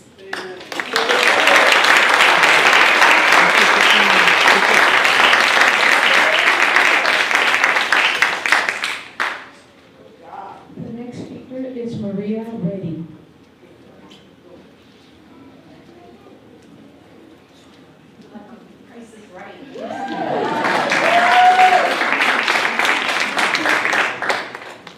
Okay, hi, thank you, city council members. I wasn't really gonna say much because I think our, neighbors have covered it.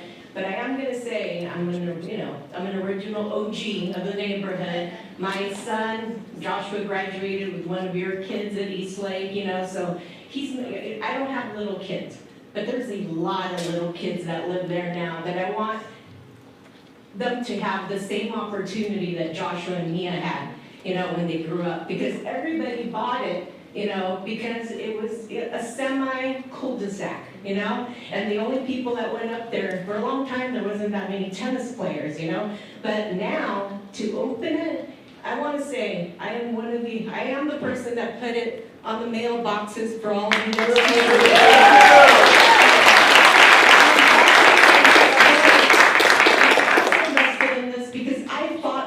Back in 2016, when they wanted to do low-income apartments, back when City Council Rudy was on it, we meet with the Eastlake, people. Now it's not affecting, I don't know if they're having issues, but this is directly affecting a neighborhood, a neighborhood. So, this history, and then when it was approved, look at the dates. It was approved in 2020, in the height of COVID. None of us had got anything in regards to it. That's why, the neighbors have gotten together and they want to, if they open the road into our neighborhood, possibly pursue legal matters. Because, you guys know our officers. One person that was knowledgeable of this, that that let me and several neighbors know. And this was put. I was putting signs. Me and my husband were putting signs at 9 o'clock at night last night. And this is of people, if we wanted. This was put together within hours, because that is how people, passionate people are about this, and there's some people that are elderly that can show up for this, but, we appreciate anything that you can do. I mean, it's simple, like, and I know the reason. The city traded that land, that space for land on the west side. So I know it's sold, and, and it's done. But what can you do? Like Carolina, like Ms. Chavez said, what can you do to now stop it? That's all we're asking. The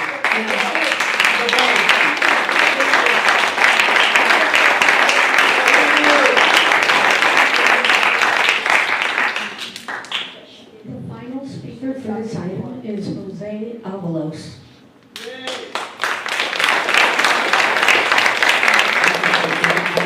And thank you to all my neighbors that are here today and that we care about our neighborhood.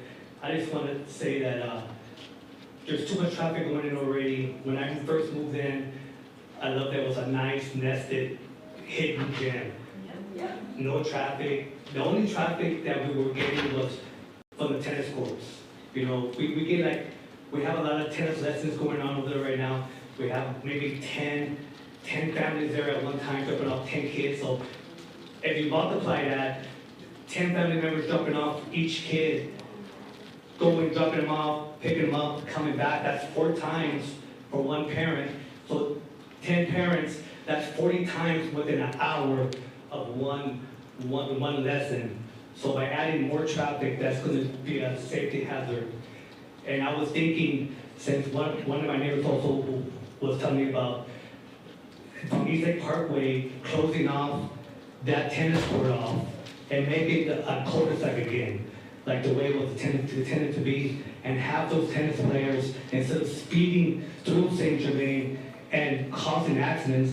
Some neighbors' cars have been hit, motorcycles crashed into our next door neighbor's house, so if we could have all that traffic from the tennis courts go out to where the units are going to be at an access point going out to Eastlake Parkway, instead of going in through St. Germain. So have all the traffic, if there is gonna be a storage unit, have all the traffic come out through that main road that they're gonna build, which is gonna be, I'm pretty sure gonna be really nice, concrete for those storage units, have those parents access that tennis court. Like that, the park ranger doesn't have to waste your time coming in early in the morning and coming late in the evening to open and closing those gates. So if you could pretty much oppose, also I oppose, and if you could oppose also the storage units, and it's gonna be a lot of crime, because we don't know who's renting these storage units. Are there people, or are members, or are neighbors renting any of these storage units? I don't know. Do you have to live in an area to rent a storage unit? Who are these people? Are they coming from different areas, San Isidro, other parts of the country to rent these storage units? I don't know who they are. I don't know. I don't own a storage unit. I don't know if any of my neighbors need a storage unit. Do you guys? No, not enough. So I don't know who's going to rent them. It's not going to be none of us in Area 31.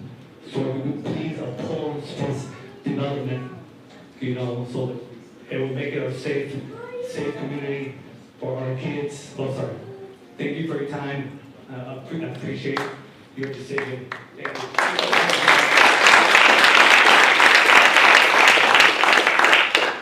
I'm going to go ahead and recognize our city attorney. I just want to clarify, Madam Clerk, does that include the public comments? Yes, it does. Okay. Thank you, Mr. Mayor. Just wanted to add a couple items that were brought to my attention during the public comment period. So just wanted to clarify the project entitlements, including the consideration of any access roads, are under consideration tonight. As noted by staff and members of the public, the determinations were previously considered and the project has been fully entitled. As a condition of those previous approvals, the city did include a requirement for the project to annex into the CFD number 97.97-2 as part of the environmental review and entitlement process. So the item agendized tonight was only to consider approving the proposed financing mechanisms. Again, the city did not agendize a discussion regarding potential changes to the project entitlement. With that said, if there is a desire of the council to perhaps consider researching or looking into different options related to the access road.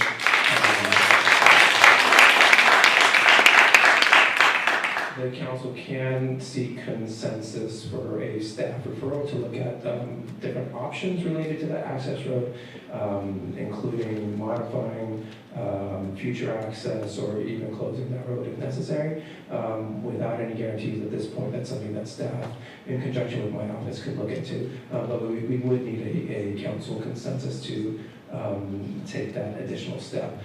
With that said, I also have special counsel here that's been working on the financing aspect of this matter. And I just wanted to open the floor to Kim in case we has anything to add regarding the financing aspect. Ruth, do you have anything to add? Sure, thank you very much, Marco, and good evening, members of the council. Marco did explain what the purpose is of tonight's action. It is purely for the approval of the financing mechanism for preservation of the Otay Ranch Preserve, as well as the Salt Creek Riparian Corridor within the preserve. What the options are for the council tonight would be to close the public hearing, approve the first resolution, and then hold the election and move forward with imposing the taxes, or to not approve the resolution, in which case all you would be doing would be foreclosing on the financing mechanism for the environmental mitigation. Or the third option is you could continue the public hearing for up to 30 days unless you make a finding that the complexity requires more time. And in conjunction with what Marco had mentioned before, if the consensus is that you would like to have more information brought back, then my recommendation would be that, and if you would like to tie these items together, my recommendation would be that you could consider continuing the public hearing and separately bringing a different agenda item to talk about the issues that Marco had recommended. So again, the options are to move forward with approval, move forward with not approving, or to continue the public hearing. Thank you. Thank you very much. What I'll do is, I know there was, by Taylor, there was a question about the access for emergency access. And is there somebody from traffic that could be able to answer that question about how we control emergency access to emergency roads?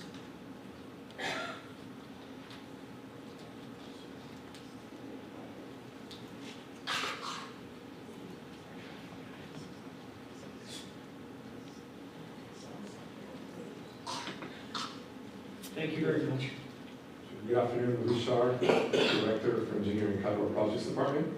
The Engineering Department has not had an opportunity to review the design, but to your question, it's typical for a location that has an alternate access route for emergency vehicles, and that could be controlled by different ways. This particular location would go under additional review to see if that's the appropriate use for that road. So it's something that can be established if that's ultimately decided.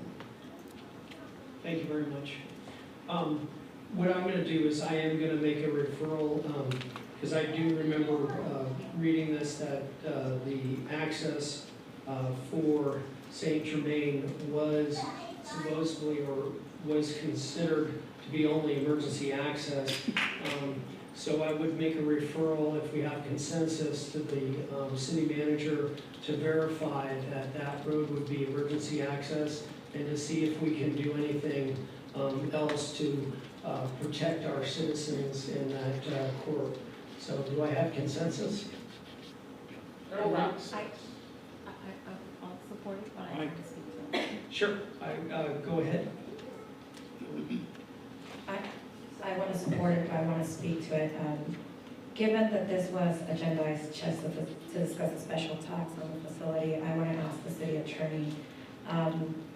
So I was going to ask for this referral as well, just because it's going to weigh heavy in my heart to know that someone lost a child to something we could have prevented.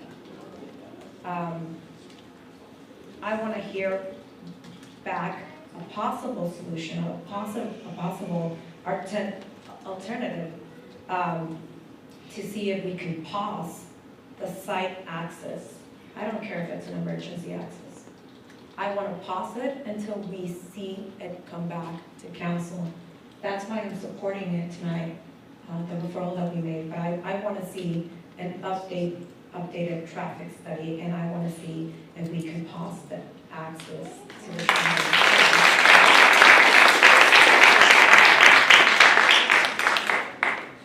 Okay, I think we have consensus for that. Is that understood, City Manager? Thank you very much. I want to go back to, I have not closed the public hearing yet, but the big question is, again, this project has already been approved, correct? That is correct. And there is no way to then turn around and disapprove it, correct?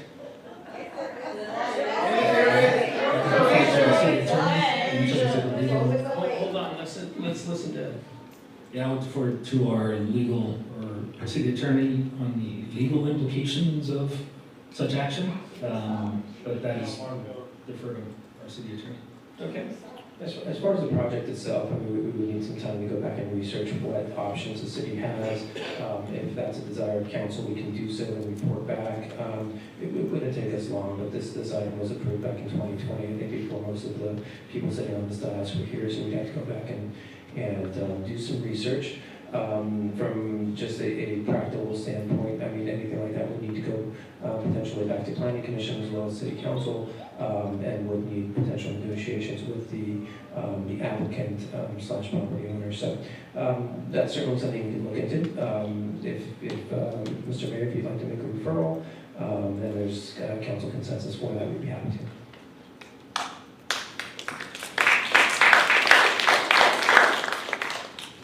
And again, the approval tonight was, again, to be able to, the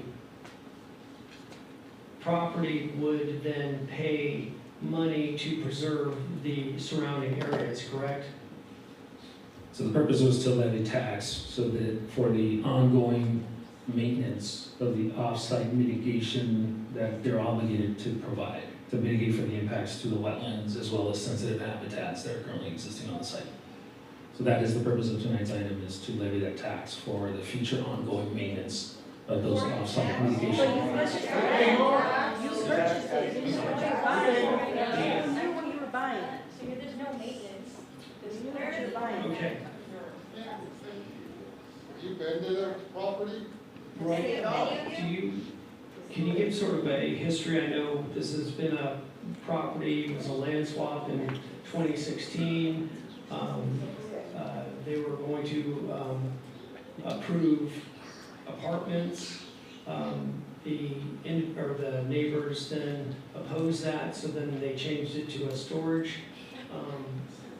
facility. Do you sort of have all that history? I know, not in detail specifics, but I am aware and have the history of the negotiations and the process that the city went through to do a land exchange with the property owner at the time for the Lower Eastlake park that we ended up, that's out there today. So I'm aware of that history, and that land exchange approval was approved by the city council in 2011 with the option for the city to exercise the exchange in 2014. So that exchange occurred in 2014. Then the current property owner purchased the property, proceeded with the entitlements that came to city council in 2020. As part of that entitlement, it included a condition that required the property owner to mitigate the impact to wetlands that were on the site as well as sensitive habitat. Because they can't preserve those on site, they can go off-site and find a site off-site and identify that it is a viable mitigation option. And they also have to show that they can financially maintain that off-site in perpetuity.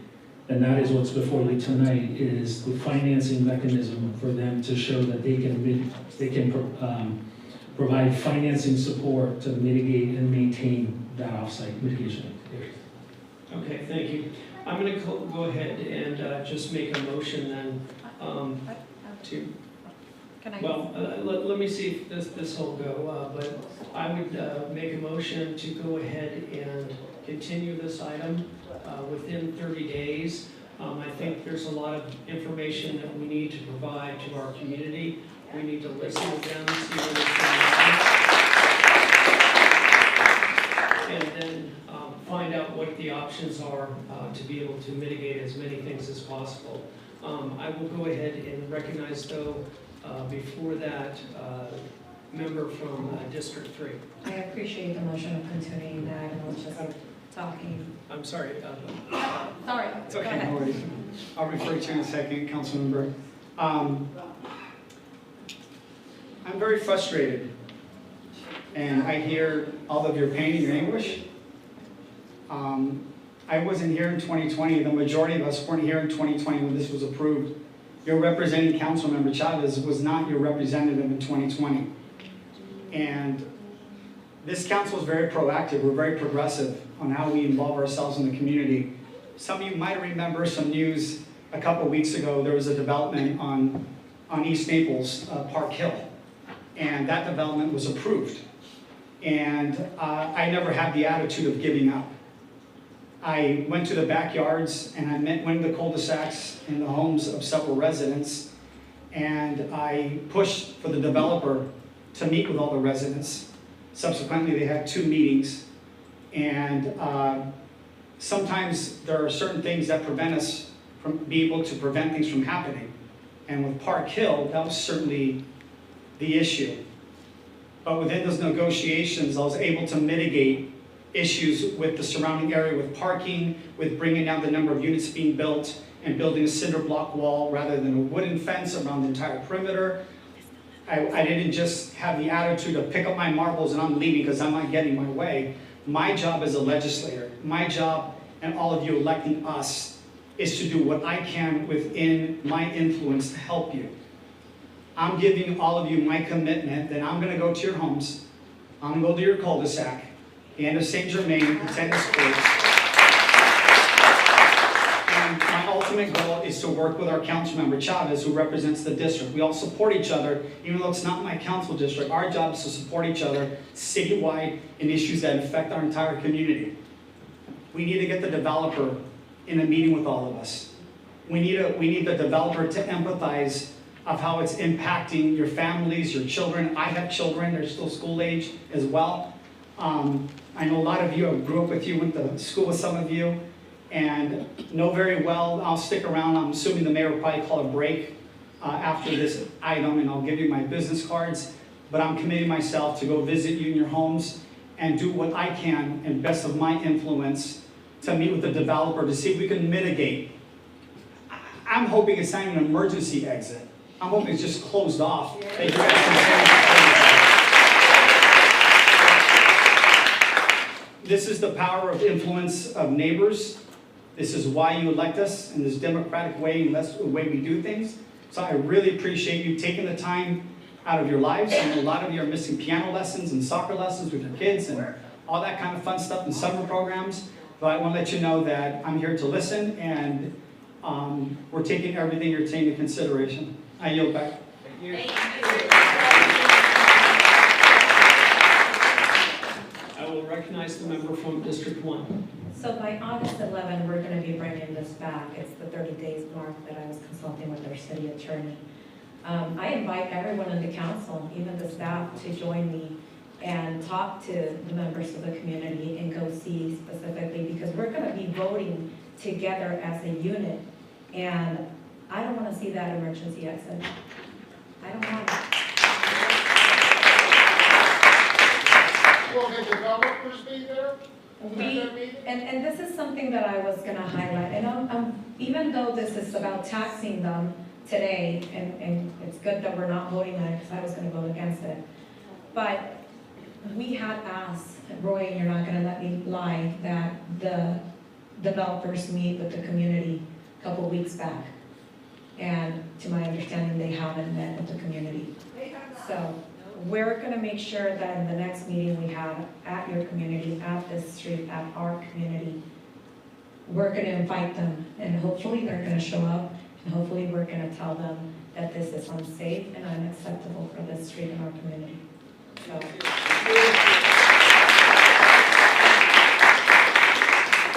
Mr. Mayor, before you close the public hearing, I just wanted to clarify whether, as part of your motion, you'd accept continuing this item to August 11th, a date certain. That way it's clear for the public hearing. Thank you very much. First, I want to thank all the community members for coming out. St. Germain is an incredibly nice community, and I think somebody talked about how it was always sort of hidden away. And I actually had a friend who was a chiropractor who lived there, and loved going over there because it was just such a wonderful neighborhood and everything. I appreciate everybody coming out and communicating with us. We are here to listen. We are here to improve the life for you. So again, I will go ahead and make the motion to continue this item to August 11th. Second. And then I have a second. So Madam Clerk, if you could please allow us to vote. Yes, and this is continuing the public hearing item 7.1 to the city council, regular city council meeting on August 11th at 5 o'clock p.m. And I will officially close the public hearing, and then please vote.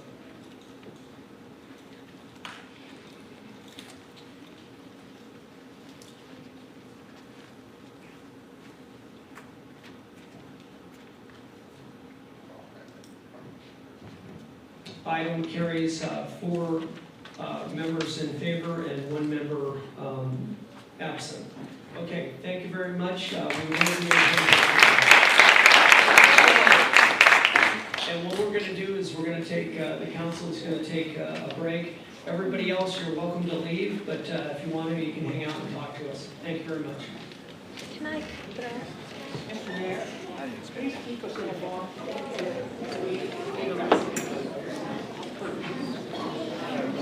Thank you.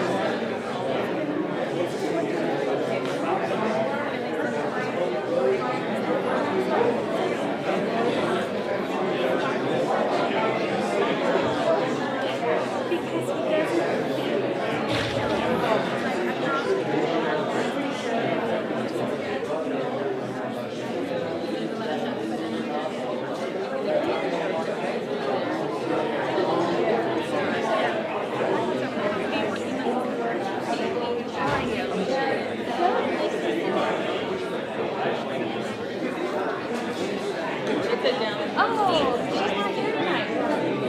Ah. Oh, did you see her? Oh, good. Oh.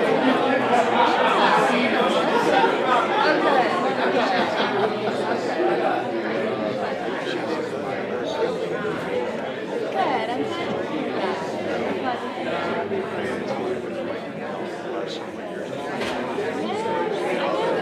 And also, we always try to go to the board of commissioners.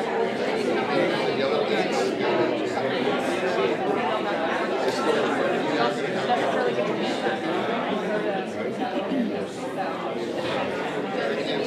Close it off and have the access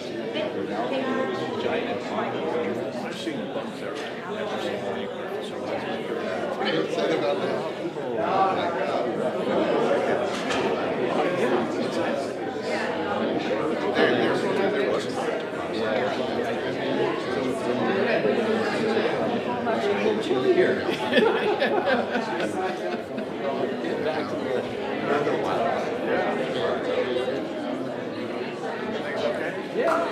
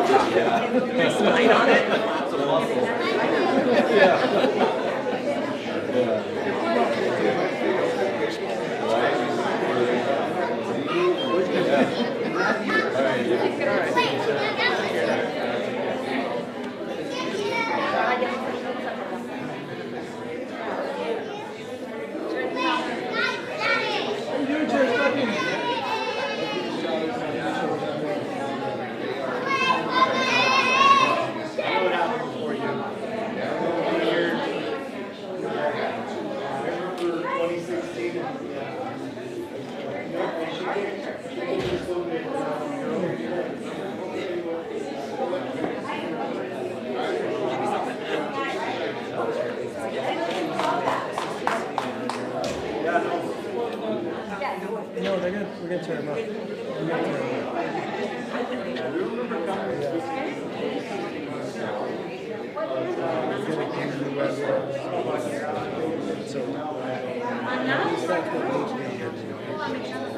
I was very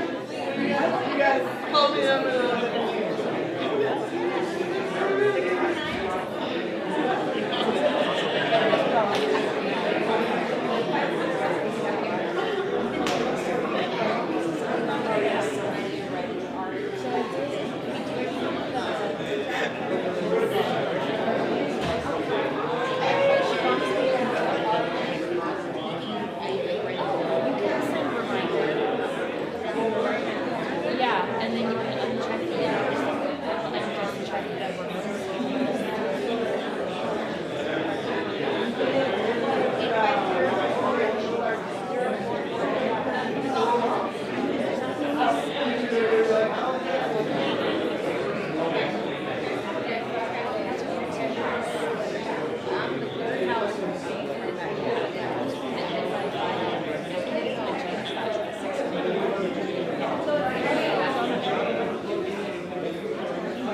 Yeah, but I can't change it to the 16.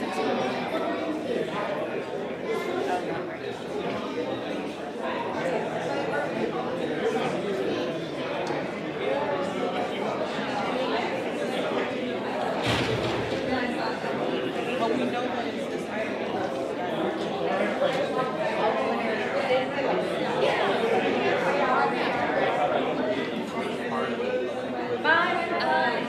Do you know, did you hear now that you can register on it?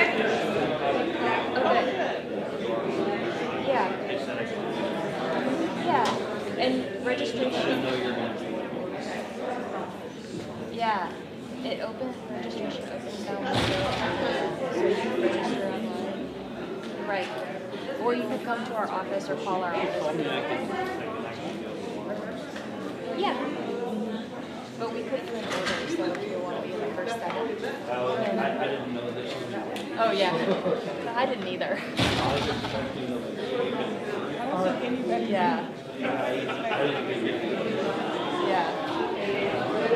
Did, during the public comment, when you guys were doing like the transition from public speakers, was there an announcement about the ones waiting in the queue on the phone?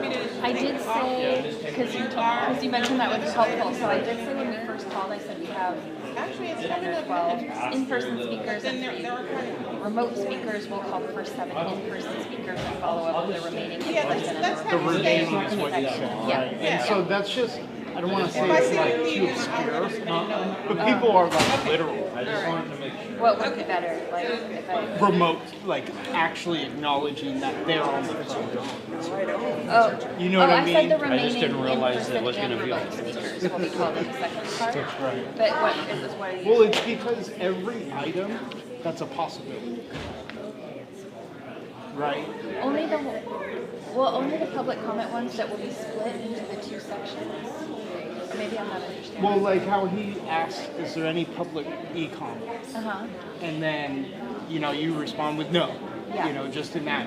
And it's a transparency thing to the public so that way they know to look for it. Okay. You know, and so in the same aspect, I know it's new. Yeah, I get yeah. that. I know. It's all new. But we obviously are having all. in the same way, I asked the commissioners to ask for public comment, even if there isn't, so we can just be sure that it's happening. Yeah. Is there any people on the Zoom or on the phone? Right. Whatever the means is. You know, because like I said, for everyone it's different. Yeah. And so some of them, they just put up their hand. Right. And so they don't know until the person raises their hand, unlike you guys where you have a sign-up process and all the other things, where even formality-wise, because we're doing this, it would be good to hear it more to get people used to it. So if I said, like, we have 12 speakers in person and then 3 speakers on the phone. Right. And got it. Right. Okay. Just so people know. Yeah. Because when they're calling, they're like, well, how many people? Right. Yeah. Oh, I see what you mean. So like when there's a whole group of people, like for any other Any items, item. it's like, oh, there's 12 people. Right. Yeah. We're gonna, so. That's why it took me so long to get to the front, because everybody, I didn't know there was going to be person. Yeah, yeah. So a couple of things. One is we're gonna work on how we announce the names still, because this is our first time doing it. We're just trying to survive. So thank you for your patience. It is evolving. Thank you. But they're also, think that there's gonna be the ability to put people's names on the screen, so you can see like what the order is, and you can see when, you know, like what your number is. And then people on the phone even will get that, and they'll say, you're the third caller in line, or something like that, so you can see where your place is, and it doesn't do that yet. Okay, so But the system is still going to advance in that. Yeah, they've done stuff even in the last 6 weeks that we've had, that they've done. Are you just now doing the online comments? Yeah. That's what you said? Yeah. Well, it's teleconference. Yeah, it's telephone, so you can call in on the phone. So they're actually interacting with you in live, okay. Yeah, they'll come through all the speakers in That's here. what I was wondering. Yeah. If you stick around, you get to see it. All right, all right. And then Yeah. the other thing I told Or Audrey. Audrey was that when they're doing, because I was refreshing on the Brown Act rules specifically to this, and when they're doing votes, if they're not doing verbal votes, the people on the phone can't hear anyone vote. Oh, I see, yeah. And so for quorum check on a vote, I need people to verbalize their vote for the people on the phone. Yeah. So I think the mayor usually says this passes with so-and-so. I know it's a technical Yeah. thing, but I Yeah. think in the writing of the Brown Act, it mentions that. To announce it, yeah. Because it's teleconference. Now, if we had a visual, right, I would agree with what you're saying, because you could visually see the members in the chamber. I think he says it to me usually, but I'll have to pay attention. To Just something on the script, you know, because I can already foresee where it's not something that we're thinking about now, because it's just not regular. We're on video, and then now we have phones. Right. And the phones are completely different. Yeah, yeah, especially if you don't have the visual context too. That's what I was like, can't even hear him vote. You know, and I was like, Okay. I just hear that the mayor says it, which is nice. Yeah. But I think it's written in there that they have to verbalize their vote. Each member, is that what you said? So, and like I said, I was trying to read it before I came here, so I'd have things to look for. Yeah, yeah. And like, you guys are doing great, you know, with like bringing people in. And I'm gonna test an acceptance while I'm here right now to give them that little, you know, because you can sign up all the way to the item. Oh, yeah, yeah. So, you know, I want them to You can test still that. sign up on the consent, that one consent item Right, that's open. right. I already checked to make sure that that one still needs to sign up on. The rest of them should be great, but that one needs to Yeah. be signed up. So if there's another angle that I'm missing, just tell me and I'll test it. You Okay, know? thank you. I appreciate that. Yeah, I appreciate you guys.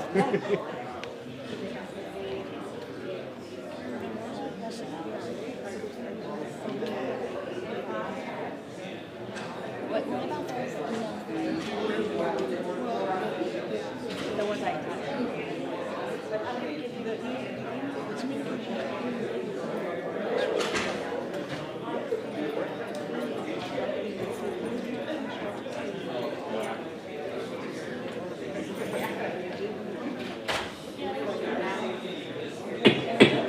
I'm going to ask the council members and the attorney to go ahead and make their way back up to the dais, because we're going to restart our council meeting.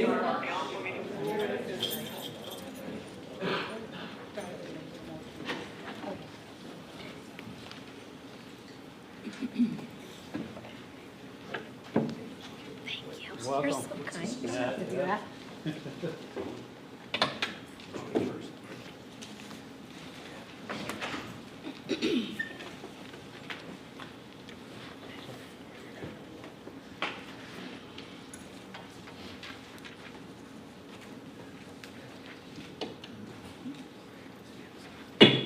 We will go ahead and reconvene the July 14th meeting. We were going to go ahead and move to item 7.2, but because of the conflicts and we needed an additional vote, we will have to be able to continue that item to the 21st of August, next meeting, or July 21st, next meeting. That's accurate, Mr. Mayor. I recommend we open the public hearing and then take the action to continue the entire item to July 21st. Thank you. Will do. I will go ahead and open the public hearing for 7.2. Madam Clerk, are there any speakers? Yes, we do have one speaker on this item. Obviously, Robert, in-person test. So it's just an audit to check that even polling the item allows us to still have our voice heard. And I submitted it like right as you said 7.2, I just hit send and then put it in, so it's been a good time. Thank you very much. I will go ahead then and close the public hearing. And this item has been continued to next Tuesday's meeting, July 21st. Now we will move to action items. 8.1 is the consideration of items that were pulled from the consent calendar. We had item 5.4 that was pulled. Madam City Manager, do we have a presentation? Thank you, Mr. Mayor. No presentation, but we're available to answer any questions that the council may have. Thank you very much. I will go ahead and recognize the council member from District 3 that pulled this item. Good evening, Madam City Manager. I wanted some clarity. This is something exciting for my council district, but just for clarity for the community and everyone in the gallery of how public facilities development impact fees affect the development of temporary fire stations and permanent fire stations. I'm hoping to give us a quick explanation. I know in some cities, and we've also done it here in West Chula Vista, the pros and cons of building a temporary fire station versus a permanent. If you could explain why city staff made the smart decision to go straight towards a permanent facility and how it's being paid for by development fees. Thank you for the question. So when we first brought forward this project for the council's approval, we had a number of public facilities that we were trying to construct at the same time, including our Millennial Library and our new Bayfront Fire Station. And so that was putting a lot of stress on our Public Facilities Development Impact Fee Fund. That's a fund where we get developer fees to mitigate their impacts to our public facilities. So when we were looking at all of these projects moving forward at the same time, we were trying to find some opportunities to manage the cash flow a little bit, and we thought there would be some savings from constructing a temporary station here. As the team and the engineering group started working on the project, it became evident that there were not significant cost savings. We would spend just as much on a temp station as we would on a permanent station. So at that point, based on the recommendation of staff, we did pivot, and we are now recommending proceeding with the permanent station construction. Again, this is funded entirely with developer development impact fees, so no general fund money going to the construction of the facility. Thank you, Madam City Manager. I really appreciate the explanation so that the public and my community is aware that this is being paid for by developers, not by our general fund. And that pivot, your leadership, Madam City Manager, your staff, that expedites a new fire station in my community, which could be possibly home to a new nearby university, new developments, new opportunities of recreation. And I also want to thank my colleagues for unanimously supporting my feasibility study for a new police station in East Chula Vista. So enthusiastically, I'd like to make a motion to fully fund Station 11 with the Public Facilities Development Impact Fees. I will second that, and I wanted to thank the city manager. I know we had this debate, and it was great to see that we were able to, as I had pushed, to make a permanent station and not a temporary station. When you look at the financing, it's many times you spend so much money on your temporary station, you might as well have made a permanent station. And I think we finally were able to convince that the line items and the finances, it was just more cost effective to be able to build a permanent station and not have to worry about taking a temporary station, tearing it down or changing it and actually building an entire new station. So with that, we have a motion and a second. Madam, if you could please read the heading. Yes, this is item 5.4, resolution of the City Council of the City of Chula Vista amending the fiscal year 2026-27 capital improvement program budget by appropriating Public Facilities Development Impact Fees funds to Fire Station 11, CIP number GGV0273 for additional construction costs. 4/5 vote required. I'm sorry, Mr. Mayor, we do have one speaker on this item, if I can proceed with calling them. Yes, please. Thank you, Robert.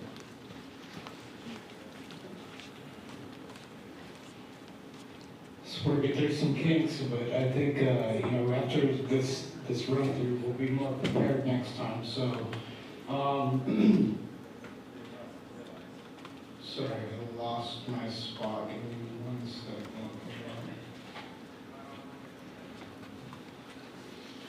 That one.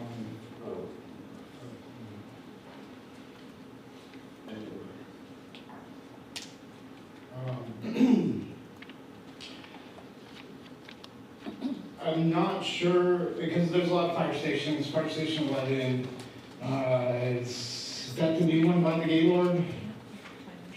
No, okay. So with these developer impact fees to fund the Fire Station 11 project, there has to be a priority to make it, affordable, right? Because we're not just talking about businesses paying for everything, right? We're talking about residents too. But at the same time, we want to be fair with everybody. And I think staff, or to the dais, Mr. City Attorney, it's just to remind you guys that we're here and we're trying to play our part too.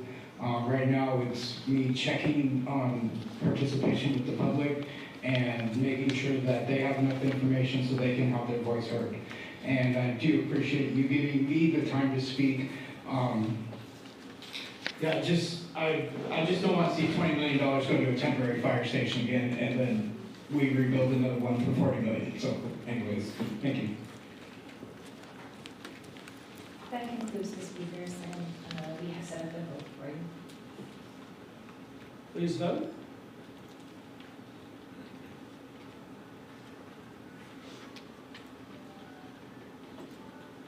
Item carries with 4 members voting yes and 1 member absent.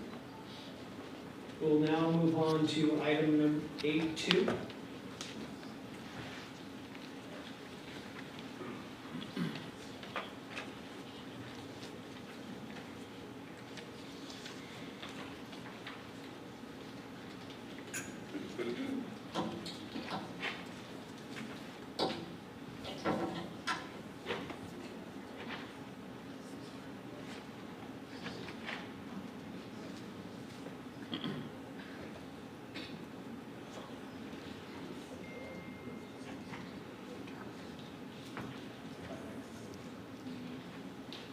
Go ahead, City Manager.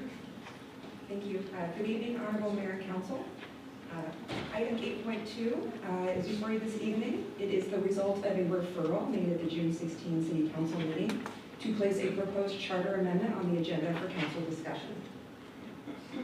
The proposed amendment would modify several sections of the charter, including Article 3, Mayor and City Council, Article 5, Officers and Employees, Article 6, Appointed Boards and Commissions, Article 10, Public Contracting, Article 12, Miscellaneous, and it would add a new Article 13 titled Impartial and Binding Arbitration for Police and Fire Department Employee Bargaining Unit Disputes. I want to specifically call out here that the proposal would create 2 new city commissions that are referenced throughout this presentation. These are the Salary Setting Commission and the City Ethics Commission. The full text of the proposed amendment was included as attachment 1 to this item, and this presentation will provide a high-level summary of the proposed changes. The first proposed change is to increase the number of consecutive terms that may be served by council members and the mayor from 2 to 3.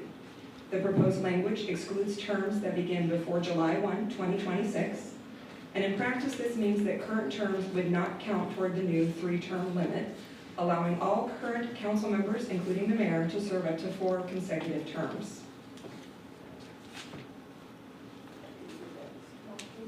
The next proposed amendment addresses how council member salaries are set. Under the current charter, council member salaries are set at 40% of the mayor's salary, which is itself set at 66% of a superior court judge's salary. The proposed change would establish a minimum council member salary equal to 45% of the judge's salary. The actual salary would then be set by a newly created salary setting commission.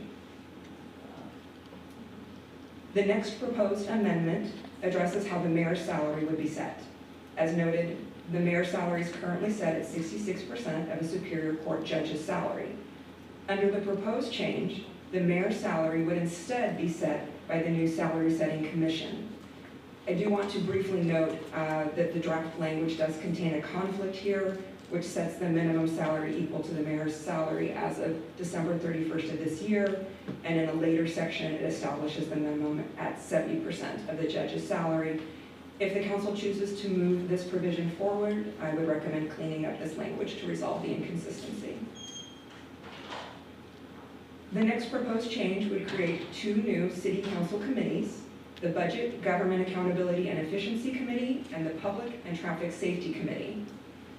Each committee would have two council members, or would consist of two council members and meet at least quarterly. These committees would serve as additional venues for public input and would provide recommendations to the full city council. The next proposed change would mirror the mayor and council salary setting process by assigning responsibility for setting the city attorney's salary to the new salary setting commission. The next change applies to the city council's existing authority to transfer or consolidate functions of city government to or with functions of other government agencies. This change would explicitly exclude the newly created City Ethics Commission from the city council's authority to consolidate functions. The next proposed change would limit the council's authority to remove members of the new City Ethics Commission and the Salary Setting Commission. Under the proposed language, the city council could only remove members of these commissions for cause, and the council would not be able to directly appoint or remove members of the Salary Setting Commission. The next proposed change expands the duties of the Civil Service Commission. The commission would be responsible for appointing the 5 members of the new Salary Setting Commission and for removing members for cause. The amendment also establishes eligibility criteria for appointment to the Salary Setting Commission as shown on the slide. The next proposed amendment would establish a new City Ethics Commission. This commission would investigate violations of charter or ordinance provisions related to campaign finance, lobbyist registration, revolving door rules, and public official gift bans. It would also provide ethics training and have enforcement authority. The commission would consist of 7 members with procedures for appointment and removal established by council ordinance. It would have authority to issue subpoenas for bank records and other information for compliance investigations. Finally, the commission could also initiate audits of city elected officers and candidate campaign accounts to ensure compliance with applicable rules. The next proposed change is the creation of the Salary Setting Commission itself. Proposed Section 609 would establish the commission and its appointment eligibility criteria, as shown on the slide. The commission would conduct salary reviews every 5 years for the mayor and the council, and annually for the city attorney. Mayor and council salaries would receive annual cost of living adjustments based on CPI, except in the 5th year when the commission would reset the salaries. The proposed language also provides that council member salaries would be reduced for each council meeting they miss, with exceptions for city-approved business or illness. This provision would not apply to the mayor. Proposed changes to Article 10 would create a new section relating to disclosures in public contracting. For contracts subject to city council approval, transfers of interest in city property, and franchise agreements, outside entities would be required to disclose the names and identities of all persons receiving more than 10% of the contract amount or who own more than 10% of the contracting entity. Disclosures would be submitted to the city clerk, who would provide them to the council prior to contract consideration or at least 15 days before contract award. Proposed changes to Article 12 would create a new charter section on lobbying and lobbyist registration. All lobbyists would be required to register annually with the city clerk. The proposed language also establishes a revolving door prohibition, a one-year cooling off period for former council members, city commission members, and former unclassified city employees before they may lobby the city. The final proposed amendment is the creation of a new Article 13, impartial and binding arbitration for police and fire department employee bargaining unit disputes. The amendment would prohibit strikes by police officers and firefighters under the city's charter authority and recognize the city's obligation to negotiate in good faith. For disputes not resolved through negotiation, the amendment establishes new impasse procedures. Issues would be submitted to a 3-member arbitration board consisting of a city representative, an employee bargaining group representative, and a neutral arbitrator selected through a defined process. That concludes the overview of the proposed charter amendment. In terms of next steps, staff is requesting council direction on the proposed amendments, and based on council feedback tonight, we can return for action as early as next Tuesday, July 21st, depending on how this discussion progresses. The last date for council action to place a measure on the November ballot is July 28th, which would allow us to meet the August 7th County Registrar of Voters deadline. If necessary, the council could reinstate the August 4th meeting, which was previously canceled, to allow participation in a National Night Out event. So with that schedule in mind, we are asking for council feedback and direction on the proposed charter amendment, specifically which provisions you would like to place on the ballot, what modifications you wish to make, and if you choose to place a measure on the ballot, who you would like to designate to submit the ballot argument in favor of the measure. That concludes staff's presentation. Thank you. Thank you very much, Madam Clerk. Do we have any speakers? Yes, we do have 9 in-person speakers and 1 speaker by phone. We'll proceed with calling the in-person speakers first. Thank you. The first in-person speaker is John Acosta.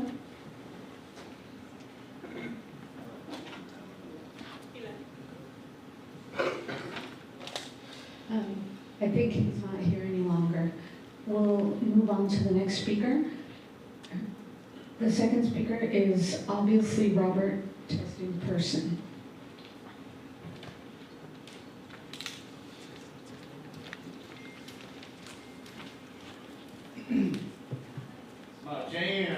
It's my jam right here. You guys ready? You guys ready? Because I'm prepped for this one. Board of Ethics. Isn't that what they do? So you're going to make a redundant ethics board to what? Enforce nothing because they don't even enforce it at the Board of Ethics?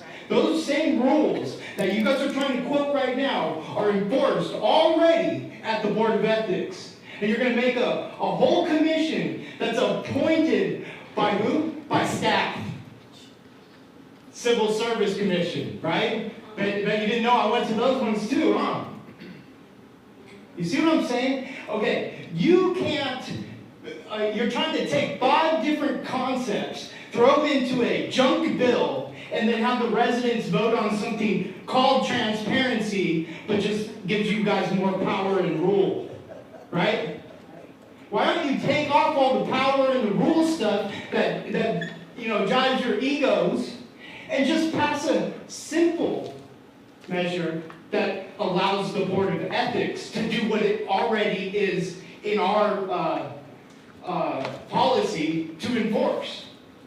It's kind of funny, right? Because we're going to have the Board of Ethics meeting on Wednesday. There's an item coming up for B. I know you guys are going to look into that. But B says a referral to other agencies. And right now the city doesn't have a way to redress the grievance of other matters through an already existing policy, right? So why can't you fix the policies that we're not enforcing right now and make something work rather than to create a whole new, here's the jive for the city attorney. Your salary is the only one that is 100% of the judge wages, right? Right? There is so much to this. I really encourage the public to get engaged on this matter because they are just doubling down on something they already have going that isn't being enforced. That's it. I'm trying to seek redress of grievance for other things, and I can't even get a city referral. And it's in the policy, and then you're gonna make all these policies. Here, let's go over a couple of these quotes. Like I like the one of them where there's so much to this. That's why I say I think you're adding too much on. Where is it? As of July 1st, 2027, the annual salary for the elected attorneys shall be established by the Salary Setting Commission, appointed as provided in Articles 6, Section 606C4 to this charter. As of January 1st, the mayor's compensation bill shall be set by the Salary Setting Commission, which there's a minimum anyways. You know, personally, I think you guys are wasting our time. Push something forward that we can support, okay?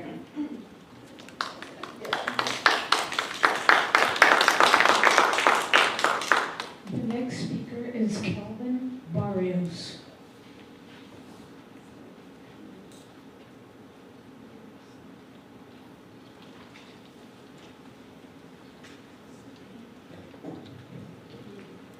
Good evening, Mayor and council members. My name is Calvin Barrios. I'm the Director of Government Affairs for the Laborers Union Local 89. Here on behalf of my business manager, Valentino Cito, and our 5,000 union members in San Diego County, which several hundred of them live here in Chula Vista. We have some cleanup. So we're one of the proponents of this ballot measure. I was the one that emailed it in a few weeks ago. There was a typo on Tiffany, when you were mentioning the intent was for the mayor's salary minimum to be 70%, not 66%. So at least from our end, that was the intention. And then we've noticed in discussions that we've been having since then, it would probably be best that those minimums just be incorporated into the charter already and not be done by a salary setting commission if they're already giving direction of what the minimum should be.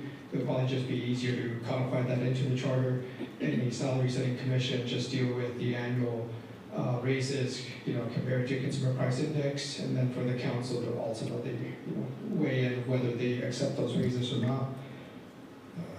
And then, so that was the 45% of a judge's salary for the council members, 70% for the mayor, to be codified in the charter. Second, we saw redundancy. Actually, we an oversight on our side that there's already a traffic safety commission. So our intent was for there to be more avenues for the public to engage in different matters, but if there's already an established commission around traffic safety, then our recommendation would be to strike out the second committee and just have a charter committee that's the Budget and Government Efficiency Committee, to allow people to have more options to be able to weigh in on the budget process or anything else relating to city government. The city already has the authority to create new committees as they see fit, so at least this would clear it up and just have one in the charter. I also would like to note for the public that the Ethics Commission currently does not have subpoena power, so this will be granting subpoena power. I didn't hear that in the presentation, but assuming that the language is what we submitted, that is adding some teeth to that commission. So our recommendation would be that this get moved forward with these changes, and then we hope that the council would take this up at next week's meeting. Thank you.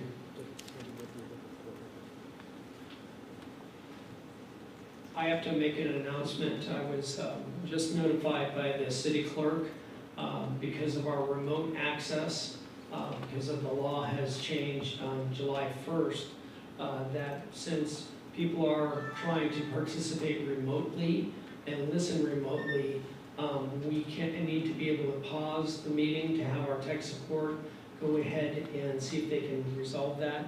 And Madam Clerk, if you could just go ahead and explain that process. Yes, thank you, Mr. Mayor. Under the new Brown Act rules, the City Council is required to pause the meeting until we get the technology issue resolved, or for at least an hour while we try to resolve the issue. We have tech support on the line with us right now, and so I'm hoping it will be a very quick resolution, and so I will update the City Council as soon as we have more information and confirmation that we're back online. Okay, we will take a break and hopefully the technical difficulties will be resolved quickly. Thank you. We're not leaving. Yes, nobody leave, please.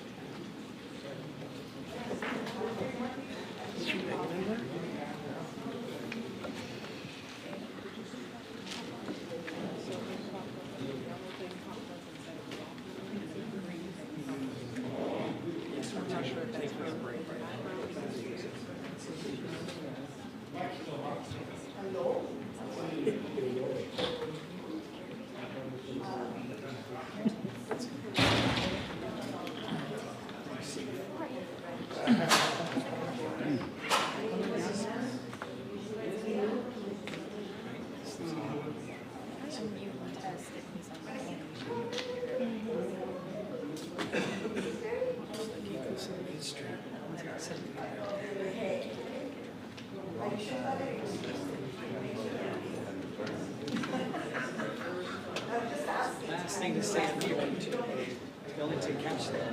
That's the last ability to catch. Okay. Yeah, man. Yeah, we might take care of it. Back up. That was Okay, it looks like they just went ahead and tech support fixed the issue per the city clerk. And clerk, if you call the next speaker, please.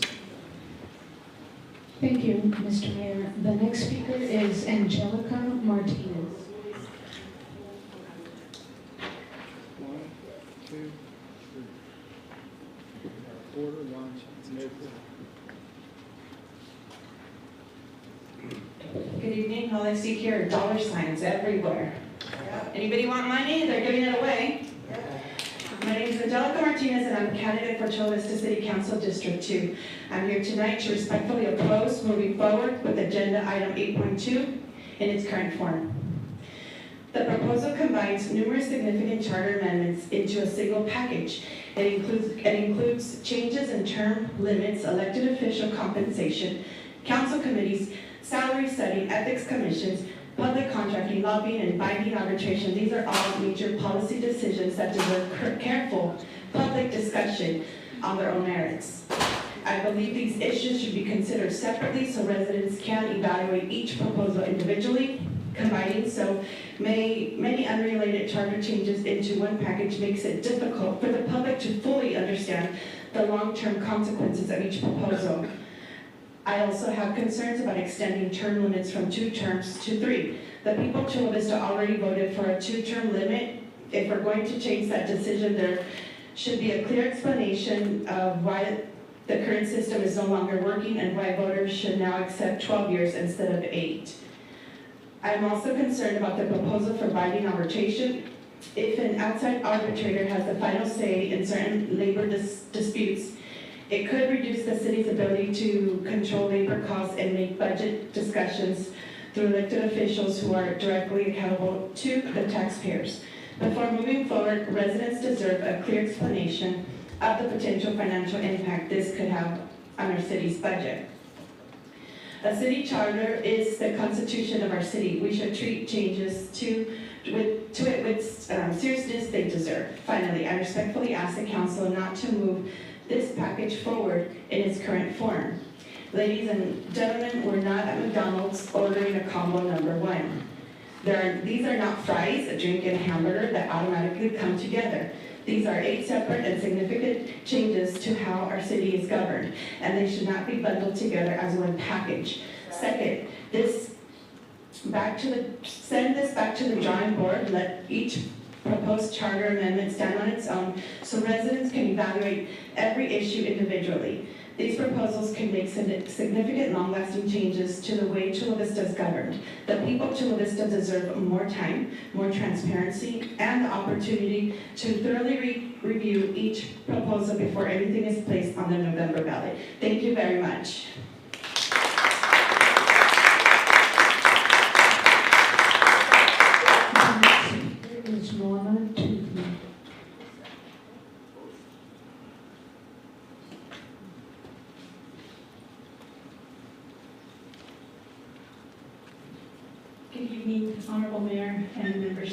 City Council. My name is Norma Toothman, and I want to speak about the proposed charter amendment. And I want to be very clear. I do support fair compensation for the City Council. I think it's a legitimate policy discussion, and I believe that all of you as elected officials deserve to be paid appropriately for the work that you actually do. Yes, actually do. Respectfully and in good faith, I think that getting paid full-time compensation for part-time work not only appears unethical to the public, but it is unethical. I take concern also with the process in which it's being advanced, the particular measure. According to the staff report, the city is unaware of any community engagement before this proposal was brought forward. And because of the extremely short timeline, the city has been unable to present it to the Charter Review Commission, the very body for evaluating charter changes. Even the Board of Ethics only received a copy right before tonight's meeting. I've had the honor to serve both the Charter Review as well as the Board of Ethics. And while not legally required to review a charter amendment before the City Council places it on the ballot, it's the normal, expected, and the good governance practice to do so. The Charter Review Commission exists specifically for that, to evaluate charter amendments, conduct public hearings, analyze impacts, and provide independent recommendations, and of course, ensure transparency and public trust. This is a sweeping, union-drafted charter overhaul that affects term limits, compensation, contracting rules, lobbying regulations, and even binding arbitration for public safety unions. Yet it is being rushed forward without the normal public vetting. A single stakeholder drafting a multi-topic charter rewrite is unusual, and it raises independence concerns. As a Chula Vista resident, I respectfully let you know that I don't support full-time compensation for part-time efforts. The measure bundles together unrelated structural changes without allowing public oversight bodies to evaluate each component separately. Thank you.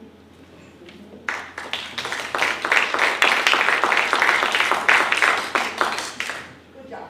The next speaker is Greg Martinez.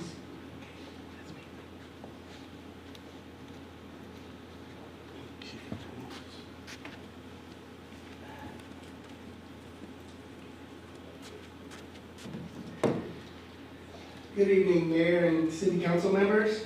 My name is Greg Martinez, and I'm a resident of District 1. I urge you to reject this charter amendment. This measure is being presented as a government reform package, but at its core, it does something very simple. It allows politicians to stay in power longer while giving themselves a massive pay raise. Today's council members are limited to 2 consecutive terms. This proposal increases that limit to 3 terms, but even more significantly, as Tiffany Allen, our city manager, has said, it doesn't count any terms that began before the beginning of this month. Therefore, all the 3 council members on the dais and 1 person who's not here can serve up to 16 years, 4 consecutive terms. How old are you going to be in 16 years? Think about it. At the same time, the proposal guarantees city council members a 70% raise from approximately $64,000 to approximately $110,000, with future cost of living raises on top of that. That is not reform, that is entrenchment. The longer politicians remain in office, the more power they accumulate, the more relationships they build with special interests, and the more insulated they become from the people they were elected to represent. The gap between elected officials and the public grows wider, and eventually government begins serving those already inside City Hall instead of the residents outside of City Hall. Representative government only works when elected officials remember they are public servants, not a permanent political class. Government should never evolve into a system where elected officials rule over the people instead of serving them. That's not democracy. This proposal also creates additional commissions, expands bureaucracy, and bundles numerous unrelated policy changes under one massive charter amendment. Whether someone supports ethics reforms, lobbying regulations, or contracting reforms, these issues deserve to stand on their own and not packaged together with a blatant power grab. It is also troubling that such a sweeping proposal was brought forward with no public engagement and without the adequate time for the Charter Review Commission to fully evaluate it. Major changes to our city's constitution should be transparent, deliberate, and driven by the public, not rushed through on a tight timeline by the donor class. The people of Chula Vista deserve a government that remains accountable, responsive, and connected to the community. This measure moves us in the opposite direction, and it strengthens the political establishment, weakens accountability, makes it harder for new leaders with fresh ideas to serve our city, and further separates elected officials from the people they were elected to represent. I respectfully urge you to vote no on placing this measure on the ballot. Thank you.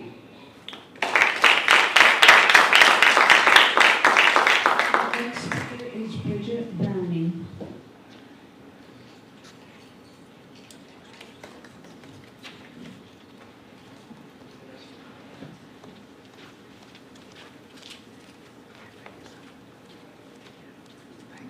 Hi, good evening. I'm Bridget Browning. I'm a resident of District 2. I'm also with the San Diego Imperial County's Labor Council. I'm going to invoke a saying, I'm not sure if you all are familiar with it, but when I was little, my grandpa used to always say, what's good for the goose is good for the gander. And I in particular want to refer to the binding arbitration, because city employees often feel like the bastard stepchild, because often the fire and police contracts take precedence in every city. This isn't unique to Chula Vista. And we feel very strongly that the protections that are being offered to police and fire should be offered to all the city workers here. They shouldn't be treated like bastard stepchildren. They should be treated the same. They should have equal access. I think if you could also put it into the trash contracts, that would be really good, because if any of you remember what it was like when the public service went on strike, it really sucked, and binding arbitration would have been really helpful. So I'm really hoping that you'll consider that, so that we don't have some employee groups feeling like they're not as respected as others, and that it's a level playing field. It would really mean a lot to city workers. Thank you. The next speaker is David Stuckey.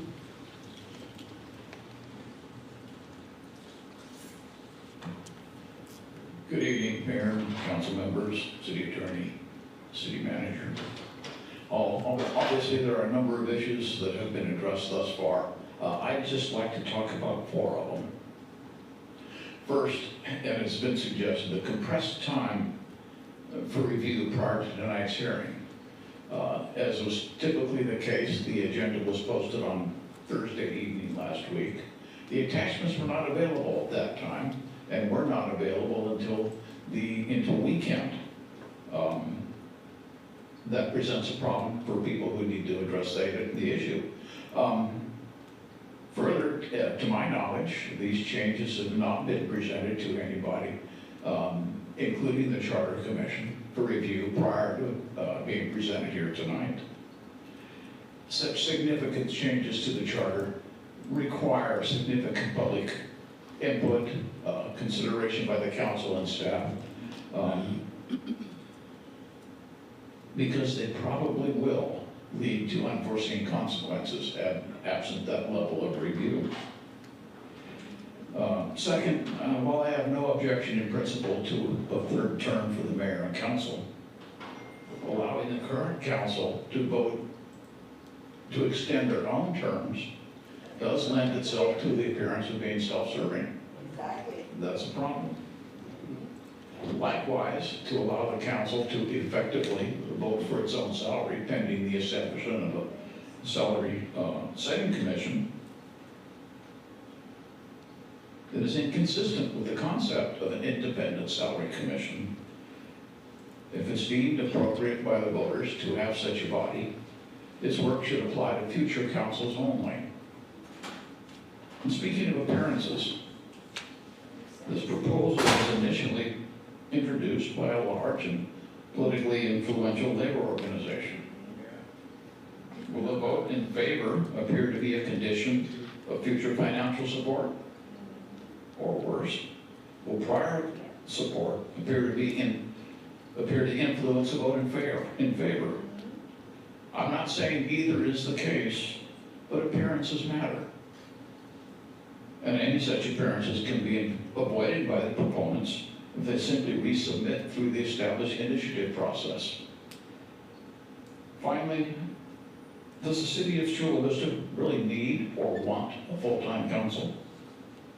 There's a lot to be said for the concept of the citizen politician who serves out of a sense of civic duty rather than as a career step. Thank you.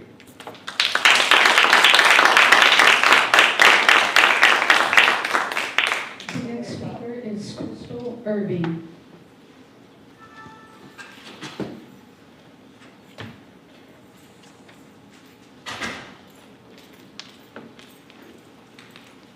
Good evening. My name is Crystal Irving. I'm proud to serve as president of SEIU Local 221, where we represent the workers in the middle management professionals unit here at the city of Chula Vista.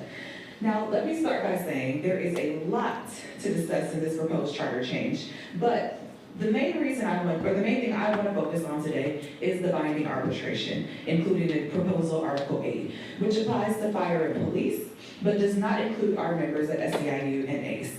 Now, we know that there is a long-standing history of actions in this city where our members at SEIU Local 221 have been treated like second-class citizens instead of equal partners in serving the community. Now, this is the very community that our members love being a part of, love calling home, and love serving, and they find great joy in serving. And our members are incredibly committed to the work that they get to do and the impact they get to make every single day.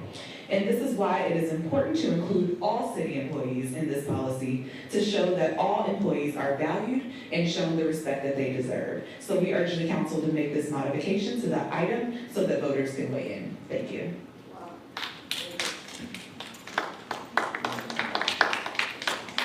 We have one more public speaker, Delia Dominguez Cervantes. Please go ahead with your comment.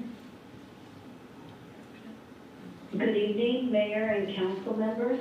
Can you hear me? Yes. Yes. Thank you. I'm here via your new system, which I think is a great thing that allows the community that can't make it in an opportunity to share their concerns as well. I have real concerns about agenda item 8.2. To me, this is not just about salary or whether the position is part-time or full-time. It is also about changing the city charter. That's our city's governing document, and I don't think we should be changing it unless there's a clear need and the community has not had a full opportunity to weigh in on it. I have additional concerns. First, this proposal changes the nature of the job by making city council positions full-time. That's a major change from what we, the voters, have known these positions to be. And I don't think we've had enough public discussion, for that matter, we haven't had any, about what this really means.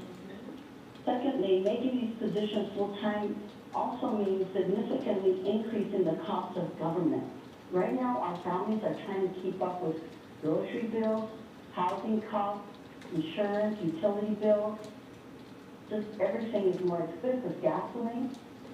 People expect you to focus on those challenges before expanding the cost of these elected offices. My third concern is term limits. Chula Vista approved term limits for a reason. They help bring in new ideas, new leadership, and accountability. Before asking the voters to change that, there should be a very strong reason for doing so. And I don't think any of us have heard one because we haven't had an opportunity to dissect this or ask questions. If you note, the very author who submitted this proposal that you've now brought to the agenda, look at how many multiple edits and amendments he was making. And then the speaker here, maybe two speakers ago, the same thing, adding more amendments. That should tell you that it is not in a position to be taken to the community. It needs to be vetted. It needs to be ironed out. If these are changes we truly need and that are in the best interest of our city, then we should slow down and have a broader community conversation and make sure that all of us residents fully understand what's being proposed. We need to understand the potential impact. We're not given an opportunity. We're being told, like little kids, what's going to happen next. Hello, we're the taxpayer. You ran for this position as competent to be a servant to the community. Your time is up. Not to move forward on these things without even asking us. Thank you. I oppose this.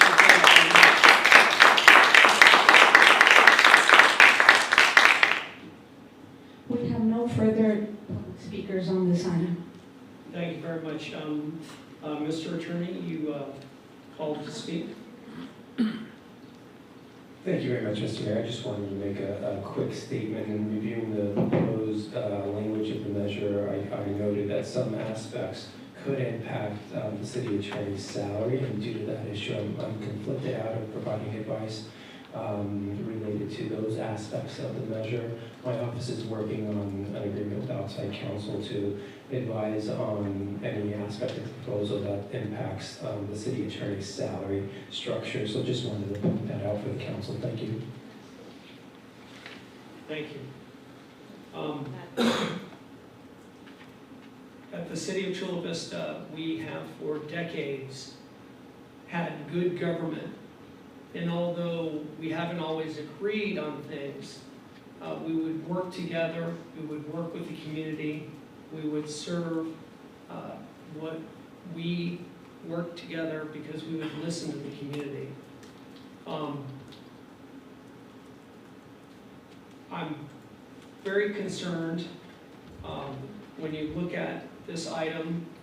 It has 13 charter amendments on one ballot measure. It has changes to the mayor's terms, changes to the council members' terms, changes to the council members' compensation, changes to mayor's compensation, changes to the city attorney compensation, creation of additional council subcommittees, budget, government accountability, efficiency, public and safety transportation. We already have a robust commission system. And why do we need to add more, especially when we have volunteers in the community providing us input, not having to create more costs for staff or professional politicians. We have the creation of commissions of salary setting commissions, city ethics commission, public contracting disclosure requirements, lobbyist registration, and revolving door rules. Binding arbitration for police and fire, but not including our workers, all the workers. I have been, and many times, looking at different measures at the city. And we have gone out literally years before to be able to listen to the community. Madam City Manager, have we had any public meetings on this prior? No. There have been no city-led meetings on this matter. Nothing. Wow. The process and the goal of the Charter Review Commission is to be able to analyze our charter. Has the Charter Review Commission been able to review this proposal? There has not been a meeting of the Charter Review Commission since we received the proposal. We did transmit the amendment to the members of the commission, and we could receive direction to call for a meeting if that was desired. Did the Ethics Commission review this proposal? Similarly, it was transmitted to them, but there was no meeting to discuss it. I will go ahead and make a motion before this comes back to the City Council that the Charter Review Commission needs to agendize this and have it be fully reviewed by them in a meeting. And number two, the Ethics Commission meet and have it be reviewed. So moved. Do I have a second? The item then fails for lack of a second.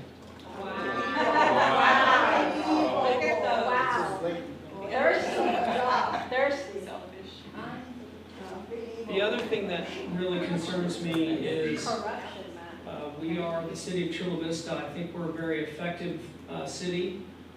We are one of the few cities in the entire state of California that has actually had a balanced budget. We have fought, though, to be able to give our workings from the Chula Vista Association, middle managers, police officers, firefighters, raises. And I know it's been very, very challenging to be able to give our employees raises. And I know how it is from working diligently to save enough money to give a police officer a 6% raise instead of a 5% raise. Madam City Attorney,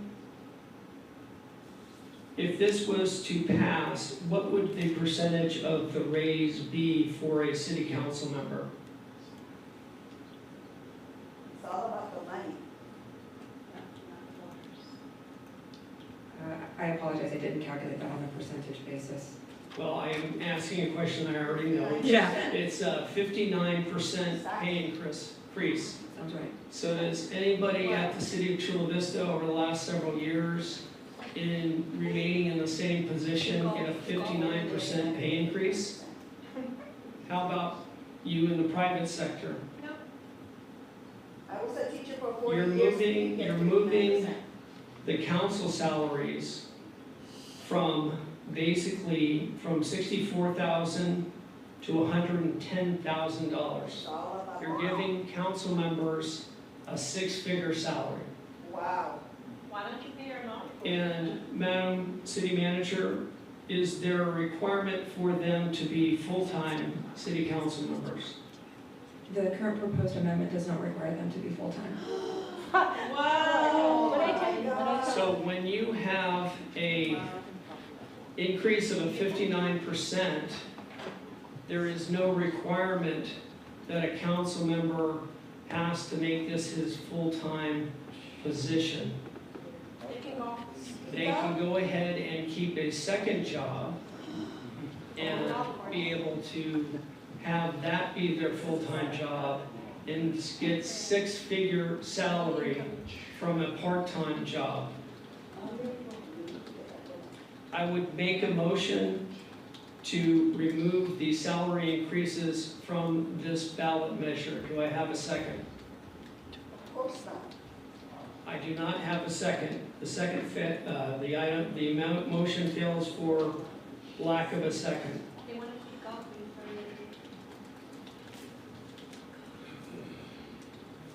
for When I look at this ballot measure, I really am concerned that, again, you have 13 items for changes in our city constitution. Madam City Attorney, would you consider the charter being our constitution at the city? Yes, the city's charter acts as the city's constitution. Thank you. When you want to make a change in the Constitution of the United States, it's a long process. It's a very challenging process. And it is a significant process. There are some items here that I think some people agree with, and I think there's some items there that people don't agree with. But they're all lumped together, and they've thrown everything in it together with the kitchen sink. And you're going to have, if this gets passed, you're going to be having a ballot measure that you are going to be voting on things that are not at all related. And you should, just like the state of California has, you should have for the propositions a single subject item. And my input would be, if we are going to be able to put anything on the ballot, they should be focused on single subjects. Again, I think that every time we've put a measure on the ballot that came from the council, came from City Hall, it was over a year ordeal of listening to the community, of being able to work with the community, of being able to refine it, and making sure that that was listening to our community to make sure that that's something that they needed.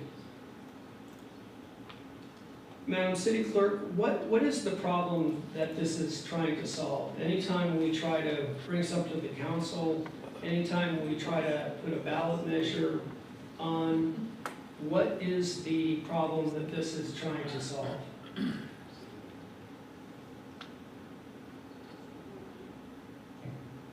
Mr. Mayor, I thought I heard Madam City Clerk. Did you? Oh, city manager, I apologize. I would have to refer that question over to the drafter of the proposed amendment. Mr. Barrios, is that something you'd be able to respond to? Go ahead. Come on, Kel. What was the question? So again, when we are here to pass a measure or bring something to the city council, what is the problem we're trying to solve with this ballot measure? So we've been working on this when we do have stakeholder groups that we've been communicating with. Granted, it's not through the city process. The issue we've seen is cities react. Cities are really good at reacting to problems, not being proactive. So what we saw is that there is a void here. We do not want the city to have like subcommittees that aren't Brown Act compliant. Because it's becoming an issue with the county, where the county has subcommittees on Brown Act compliant. They took this issue up recently. Again, actually, you guys are considering a future ballot measure as well that didn't go through this council, and again, was vetted in a subcommittee that folks didn't really know about. So these are the type of issues we're trying to avoid. That's actually a problem we're dealing with now. The other issue is your ethics commission. It was created by ordinance, but does not have subpoena power. It does not have any teeth. So I've heard people mention in the public comment right now about like, oh, it's just, they just debate and there's no action there. So again, before we have a problem where an investigation needs to happen and subpoena power is needed, it's best to give that subpoena power, and that's done through an initiative process. It is by the vote of the voters to initiate that. Other language, again, it's like before finding about corruption and business dealings and folks that want to deal with business with the city, it is better to be proactive and prevent those corruption issues from arising. So the business disclosures are one thing. Now, on the salary setting commission, we reviewed a dozen cities, like charter cities, on how they deal with their elected salaries. So Chula Vista is unique. It does have a mayor that is full-time. A lot of cities are usually, the entire council is part-time, but each district elects a representative, And each council member, though they may not be required to be full-time, do provide full-time work. Now, I get in the space of sometimes in the public eye that's lost in how much work elected officials actually do for the community. I would say sometimes it's never enough, because it would be better if we had a huge team of staff to do this work. But we do want to attract qualified council candidates in the future, so those pay raises, Chula Vistans should be able to run for city council and not to have a $500,000 savings or their house paid off. It should be citizens that run for council, and on that end is you should pay those citizens to do that job efficiently. So I do envision, like our thought process here is that these races will become more competitive. So if you all run for re-elect, you'll probably see more competition, because one of the issue points is, well, if I run for city council, I'm not going to be able to maintain a job. Well, I have disclosure requirements, Form 700 requirements, and this is a full-time job. So that's one angle we were trying to tackle on that end. The outside commission, we noticed that right now you're tying it to the judge's salary that's statewide. So the annual raises for judges are done by a change that's done statewide instead of a regional level. So if you use the consumer price index, you can look at inflation locally. And then that commission can then recommend to the council, like locally inflation has gone up 3% versus statewide it might have been 5%, but you only get the lower of that because of the vice versa. If inflation was higher here and it is expensive to live in San Diego County and Chula Vista, those are the things that are taken into account. So we did vet through every single issue point around here. Now, thank you, Kevin. That was very helpful. Thank you. Thank you, Mayor. Yeah. And I think it just goes to the point of Kelvin went through and vetted a lot of these items, and I think that's helpful. But we need to make sure that we have our community vet them, that we have our staff vet them, that we have our commissions that their job is to review the charter commission, the charter, the ethics commission to be able to vet it. So I'm very, very concerned that this is rushed in a too fast manner. I'm very, very concerned. You just had the city attorney talk about that he's not even going to participate because this went ahead and would give him a raise. And when you're talking about the city council receiving a 59% raise so they can make a six-figure salary and then still do it as a quote part-time job and hold down another full-time job, I think that's very concerning to our community. I have a major number of other questions and concern because again, there are 13 charter amendments. Right. This isn't just one or two.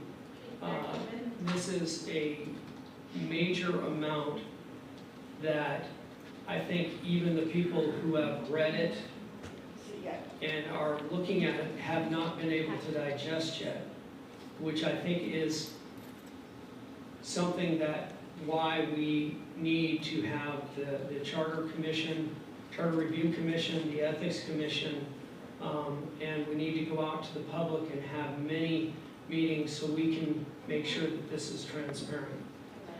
With that though, I know time, I think I've said my main points right now, so I will go ahead and recognize the member from District 4.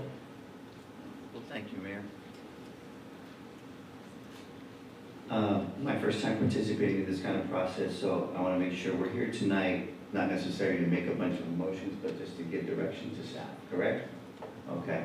And for the record, I do support this going through the Charter Review Commission, just not the Ethics Commission. We got 18 commissions in the city, and I swear I get like 3 to 4 cancellations a week. And so I do want to know when is the next meeting for the Charter Review Commission? They show up more than Charter Review. Thank you, Councilmember. There is currently no Charter Review Commission meeting scheduled between now and the deadline to send any ballot measures to the county registrar. The Charter Review Commission generally meets quarterly, and so in order for them to meet, that commission would need to convene a special meeting if the intent was to meet before the county's deadline to receive a ballot measure. What is that deadline again? The deadline is August 7th. Okay. Okay. And so again, we're here, this process right now is to amend, narrow, even remove items. And so if we're talking about, you know, there's 13 amendments here, that's too many. So I'm hoping that the council and mayor hopefully have some ideas on how to narrow it down, if that's the concern. I think that this is a worthwhile conversation. I generally support the idea of modernizing our charter, but I think it's our responsibility, of course, to get it right. We're not making decisions just for ourselves, we're making decisions for future council members and mayors, and more importantly, the residents here in Chula Vista. I do believe that there is a strong argument for revisiting term limits, but I will temper that and say that we don't need a reset. I don't intend to be here that long. So my direction would be that we continue with adding a third term limit, but remove the language that resets that. This is not a small city anymore. This is a medium-sized to large city with very complex, multi-year projects that often take 8, 10, 12 years from the concept to the completion. We're talking about huge infrastructure investments such as the great separation that I am currently advocating for at the Palomar Trolley Station. I'm not going to be able to see that to completion with 2 terms. I'm just not, and I can't count on the next person to advocate for that same project. So I, in general, support the idea of a third term limit. It would give voters the opportunity to decide whether they want that continuity while still preserving accountability at the ballot box. Ultimately, the voters have the term limit right there every election. Now, on the issue of compensation, I'll be candid with you. Again, the city is approaching 300,000 residents. This feels like a full-time job. But me, being a teacher, I am locked down to that job from 8:30 to 4, cannot do city business. And yet, there I am, 4 o'clock. There I am at 4 o'clock showing up here to City Hall to get work done. The workload doesn't stop after these meetings. It doesn't. It's constituent services. We serve on regional boards. It's community meetings. If you follow my social media, you'll see I do several of those a year. And the agendas are huge. And so the reality is that this position doesn't pay like a full-time job. In fact, we make less than our senior council aides. And I don't say that because I believe anybody should make less. Our staff deserve to get paid and compensated well. I say it because I think that elected officials ultimately, we're the ultimate ones that are accountable to the public. I think that we should be compensated at a level that doesn't make it difficult for working class people to serve in this position. This position shouldn't just be accessible to those people who are retired, who have a huge savings, or just don't work for whatever reason there is. It should be accessible to nurses, to librarians, to regular folk that still have to work that job. And so I believe a modest, maybe not necessarily this increase here that's written, but a thoughtful increase to make it possible for someone in my situation to reduce their hours at their primary job and devote more time to serving constituents. Now I'm saying that because I personally would do that. And it's about improving the representation here and making that office accessible to working class people. So that said, in general, I am supportive of changing the charter, but know that I don't necessarily support everything here as written. And as I said, I was hoping for a very robust conversation on narrowing things down. I've already given direction as to I don't need the reset on the term limits. I would like this to go through our Charter Review Commission, but it doesn't seem like that's going to happen on time. And ultimately, I'm hoping that we can have that conversation right now. Thank you. If I could just add to the council member regarding the Charter Review Commission, they haven't had too much time to digest this, but they do have the option to set up or convene a special meeting if that's what they desire. We have yet to hear back from the chair as far as I am aware, but that is a possibility, so I don't want to completely discount that possibility. We just haven't heard any word from either Charter Review or Board of Ethics. But I do think that this is within the wheelhouse of those two commissions, and I feel like, although we haven't heard from them yet, I feel like they would be enthusiastic to discuss this, and I'll keep the council updated on any word from both of those commissions. Just wanted to add that. Thank you. I will recognize the member from District 1. I don't mean to be repetitive, but I do have a concern. I do want to see, and I want to direct the city attorney to analyze the possibility of expanding and including SEIU and ACE in what we are mentioning today. And because I still have concerns and I still want to see a couple of things come back and really digest what we're looking at, like Councilmember Cesar Fernandez said. We haven't updated many things in the charter in many decades. But one of the things that I'm going to be vocal about right now is about adding SEIU and ACE employees. Because they work hard, they're good workers, they stand with the city, they keep our city beautiful and safe, and they're part of us. So we're advocating for them, and I want to see the possibility that we're going to be implementing. I think it sounds like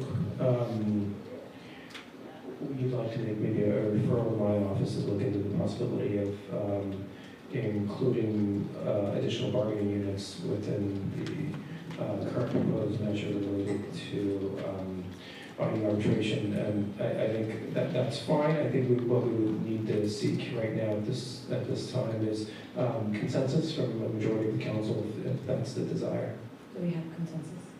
Yes, if I can. Yes, we have consensus. And I think Councilmember Fernandez wants to speak to it. I know we have to look at all the scopes and the legality, and that's why I'm referring it to you to come back and advise us. Again, we're just talking about this initially, but I want to make everyone feel that they're seen. So I might come back and might request to speak again, but for now, this is something that I needed to express. Okay. Thank you, Councilmember. Yeah, I think my office will absolutely look into the possibility and any legal issues related to the binding arbitration provision as it applies to multiple bargaining units here in the city. I will recognize the member from District 4. Yeah, thank you for that, council member. I had the same concern, and so I need some more clarity on that issue as well.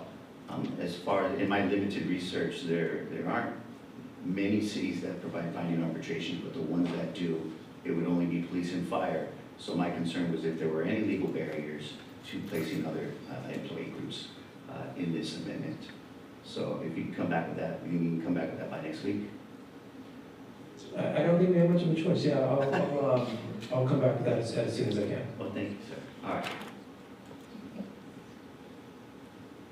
So again, when we're talking about all these different items, besides having the Charter Review Commission go through it, besides the Ethics Commission, we actually need to get a financial analysis.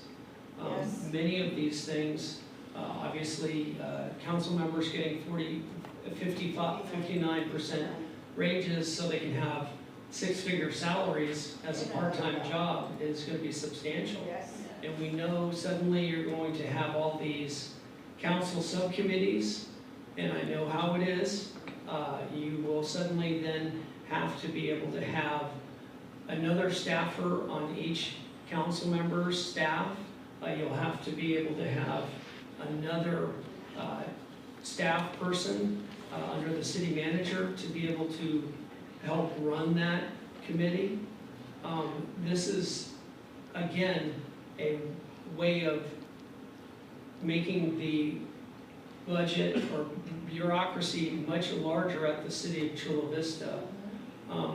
You know, the reality is, I love the city of San Diego, but we are not the city of San Diego. We're nowhere near the city of San Diego.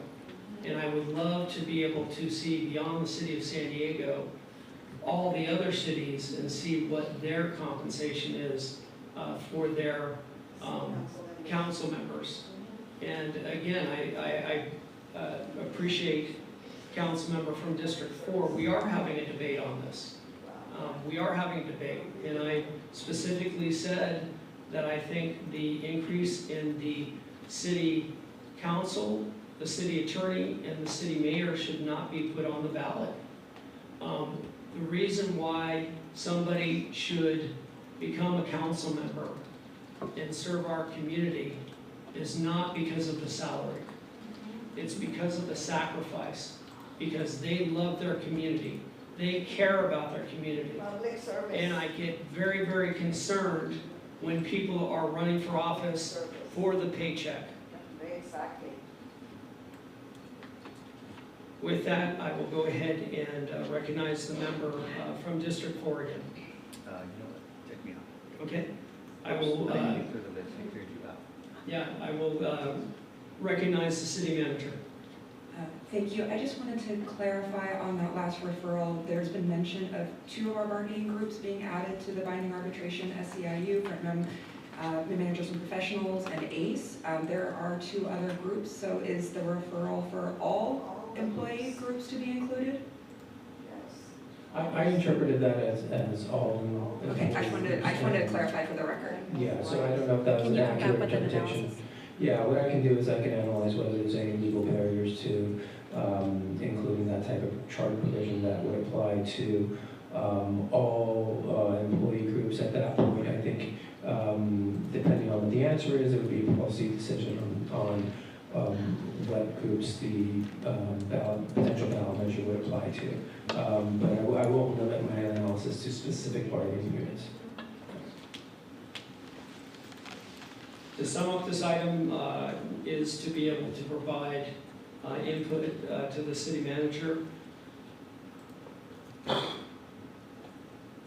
on these ballot measures. There are some you may agree with, there are some you might not agree with, but we are here to serve our citizens and listen to the community.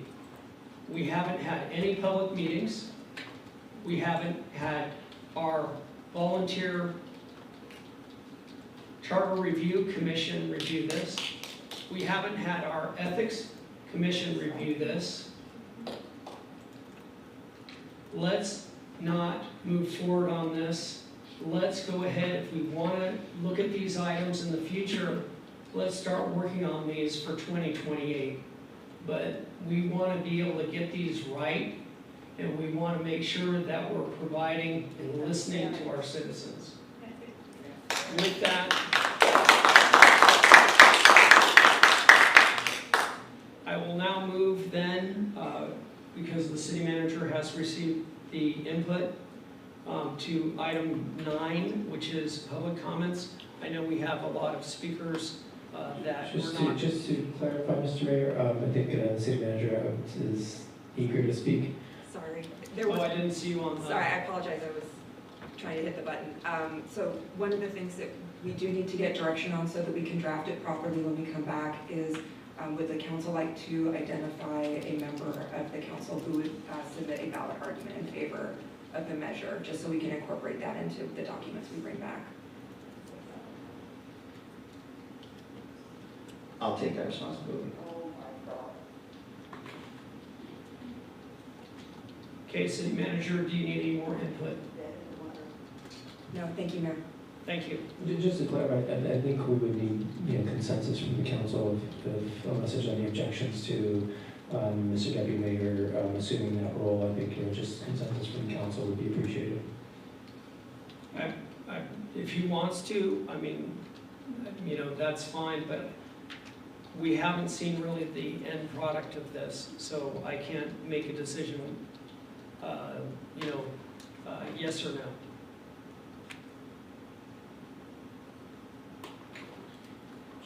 Okay. Okay, Madam City Manager, any other comments?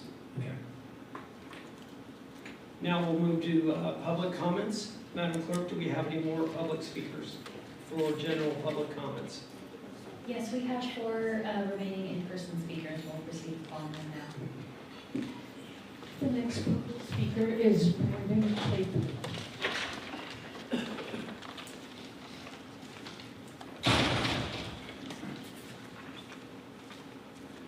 It's good to see you. I'm glad to be here. I just want you to know that the people of Chula Vista mean a lot to me and everybody here. So I want you to consider the people that are actually living in Chula Vista and know that we are human. We are not robots. You know, we share, we have feelings for each other, you know. This whole city comes together, and without a voice and without somebody saying something about it, then nothing happens. The idea is to get everybody involved and make sure that actions are, you get results instead of nothing. People want change. People want feedback. People need to be assured that their community is safe. And I think that's the key, is to make sure that Chula Vista is safe for everybody. Thank you. The next public speaker is Paul Echeverria. Have a good one.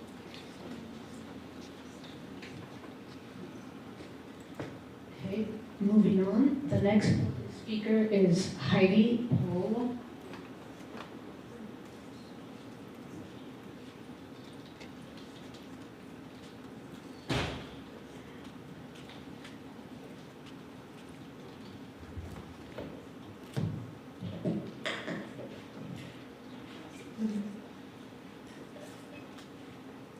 Good evening, Honorable Mayor Johnny Pan and City Council members. I'm recording for my Instagram, if you don't mind.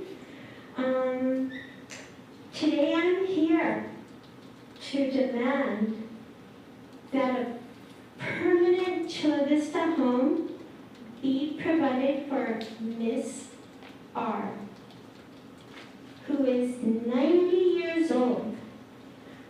I'm going to use the name Miss R to keep her anonymous.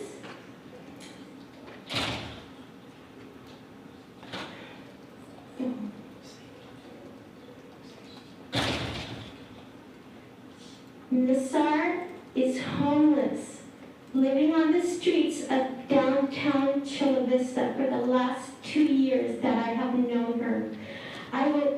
Miss R has a degree in economics and had a happy life until her husband and son were killed in a car accident. Then her social security number was stolen. This can happen to any one of us. The Chula Vista Department of Housing and Homeless Services knows her, but Miss R, who again is 90 years old, shouldn't go through a system that does everything except the one thing that solves homelessness: provide a home. You cannot expect a 90-year-old to go through a bunch of paperwork that leads to nothing. Miss R needs a permanent room to call home. People are profiteering from the homeless problem, giving resources that lead to nothing. So-called affordable senior housing is not affordable. A government that cannot care for its seniors and the vulnerable is deficient. I ask you, as public servants, to work together to provide Miss R with a permanent room to live near downtown Chula Vista and the city she loves. This is an emergency. A 90-year-old homeless woman needs your help. I will follow up with homeless services and report back to you. If nothing results, the next step is contacting news organizations to bring publicity to this issue. I have experience in this. Years ago, I wrote a front page news article for La Prensa San Diego newspaper when it was in publication. I can write news releases. Thank you for your help. Don't forget Miss R. Thank you. Have a good evening. The next public speaker is Taylor Bond. He's already left, I think. I think he's gone. Okay, we do have one remote public speaker. Becky Rapp, please go ahead with your comment. Good evening, Mayor and City Council. My name is Becky Rapp, and I come as a parent worried about the messaging our pot shops are sending to our youth, and share some concerning data that was provided in the San Diego County Cannabis Public Health Initiative report.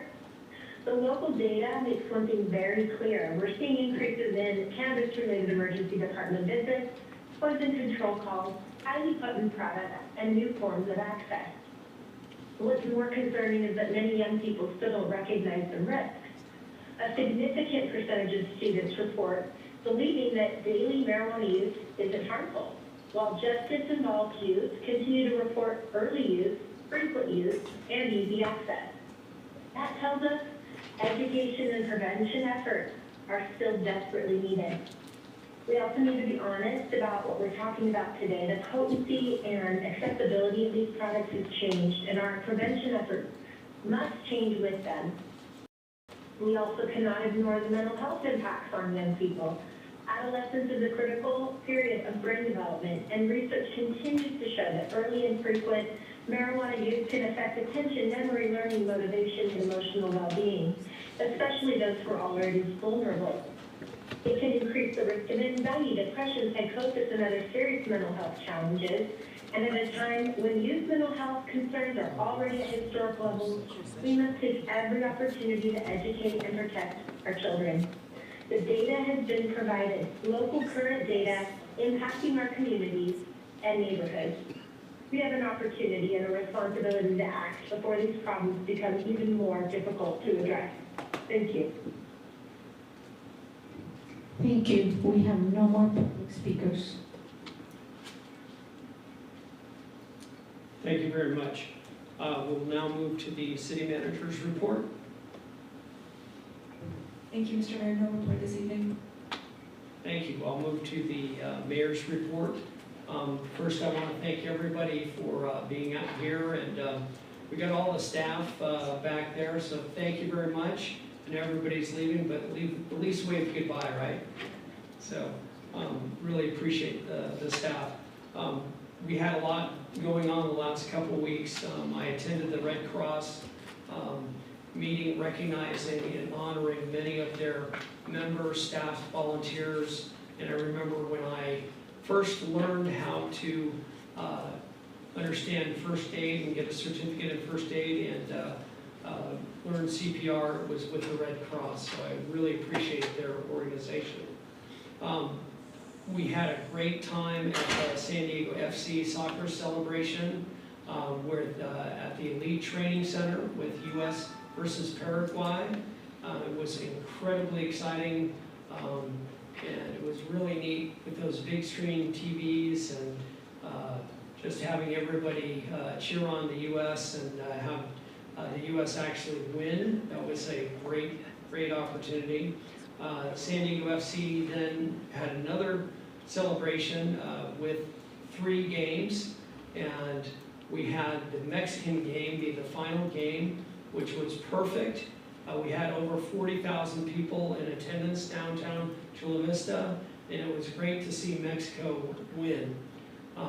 Unfortunately, I think Mexico and the U.S. advanced, but they unfortunately now have fallen out of the World Cup, but it was great watching both teams participate, and it was exciting to see them move forward. But we still have a third San Diego FC soccer celebration. It'll be this Saturday at Southwestern College in their stadium, and we invite everybody to come out, have a good time, and it'll be a great time watching the world's beautiful game. I attended the Day in the Park event hosted by the Port of San Diego. Cesar Fernandez was there. We also had our one of the celebrities of the city of Chula Vista, Javier the X-Men.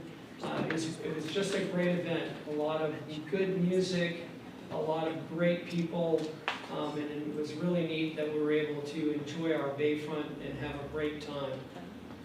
Neighborhood National Bank continues to invest in the South Bay, and I was honored to celebrate with them for the new branch in National City, and they promised me that their next branch will be in the city of Chula Vista. But it was amazing to see all the great things that they do and making sure we have all these mega banks, but it was nice to have a local bank which really focus on local people and local businesses. The Chula Vista Police Department held their ice cream social at Chick-fil-A on Broadway. It was really nice, successful turnout, and it was amazing to see the community come together with our great officers, like the ones that we have here in the dais, and it was just wonderful because that builds that trust, and that's why we have one of the greatest police departments in the state of California. I attended the Navy Band by the Bay reception in support of the 250th anniversary of our nation. It was great to see so many veterans come out and support our flag, and for the Navy to support the veterans who served tremendously. I was honored to attend the farewell reception for Ani de Castro, Honorable Consul of the Philippines in San Diego, as he stepped down from his role. And if anybody knows Audie, he's just an incredible person, and what he has done, not just for the Filipino community in San Diego County, but what he's done for the entire community in San Diego, helping out businesses, helping make sure that business owners can get to the next level. We really, really appreciate him. I met with the Bonita Optimist Club, gave them an update on what was all the great things that were going on in the city, and it was really nice going to a meeting because they're the optimists and they're only allowed to say positive things. So it's great to be able to sit there and have people go ahead and say wonderful things about all the great events and supporting each other. July 4th was incredibly exciting. I want to thank 7 Mile for their wonderful sponsorship. I believe that this was probably the best 4th Fest in Chula Vista history. The fireworks were better than I've ever seen, and they had one of the best soundtracks, and I want to thank city staff, I want to thank our police department, everybody who made that a very, very successful event.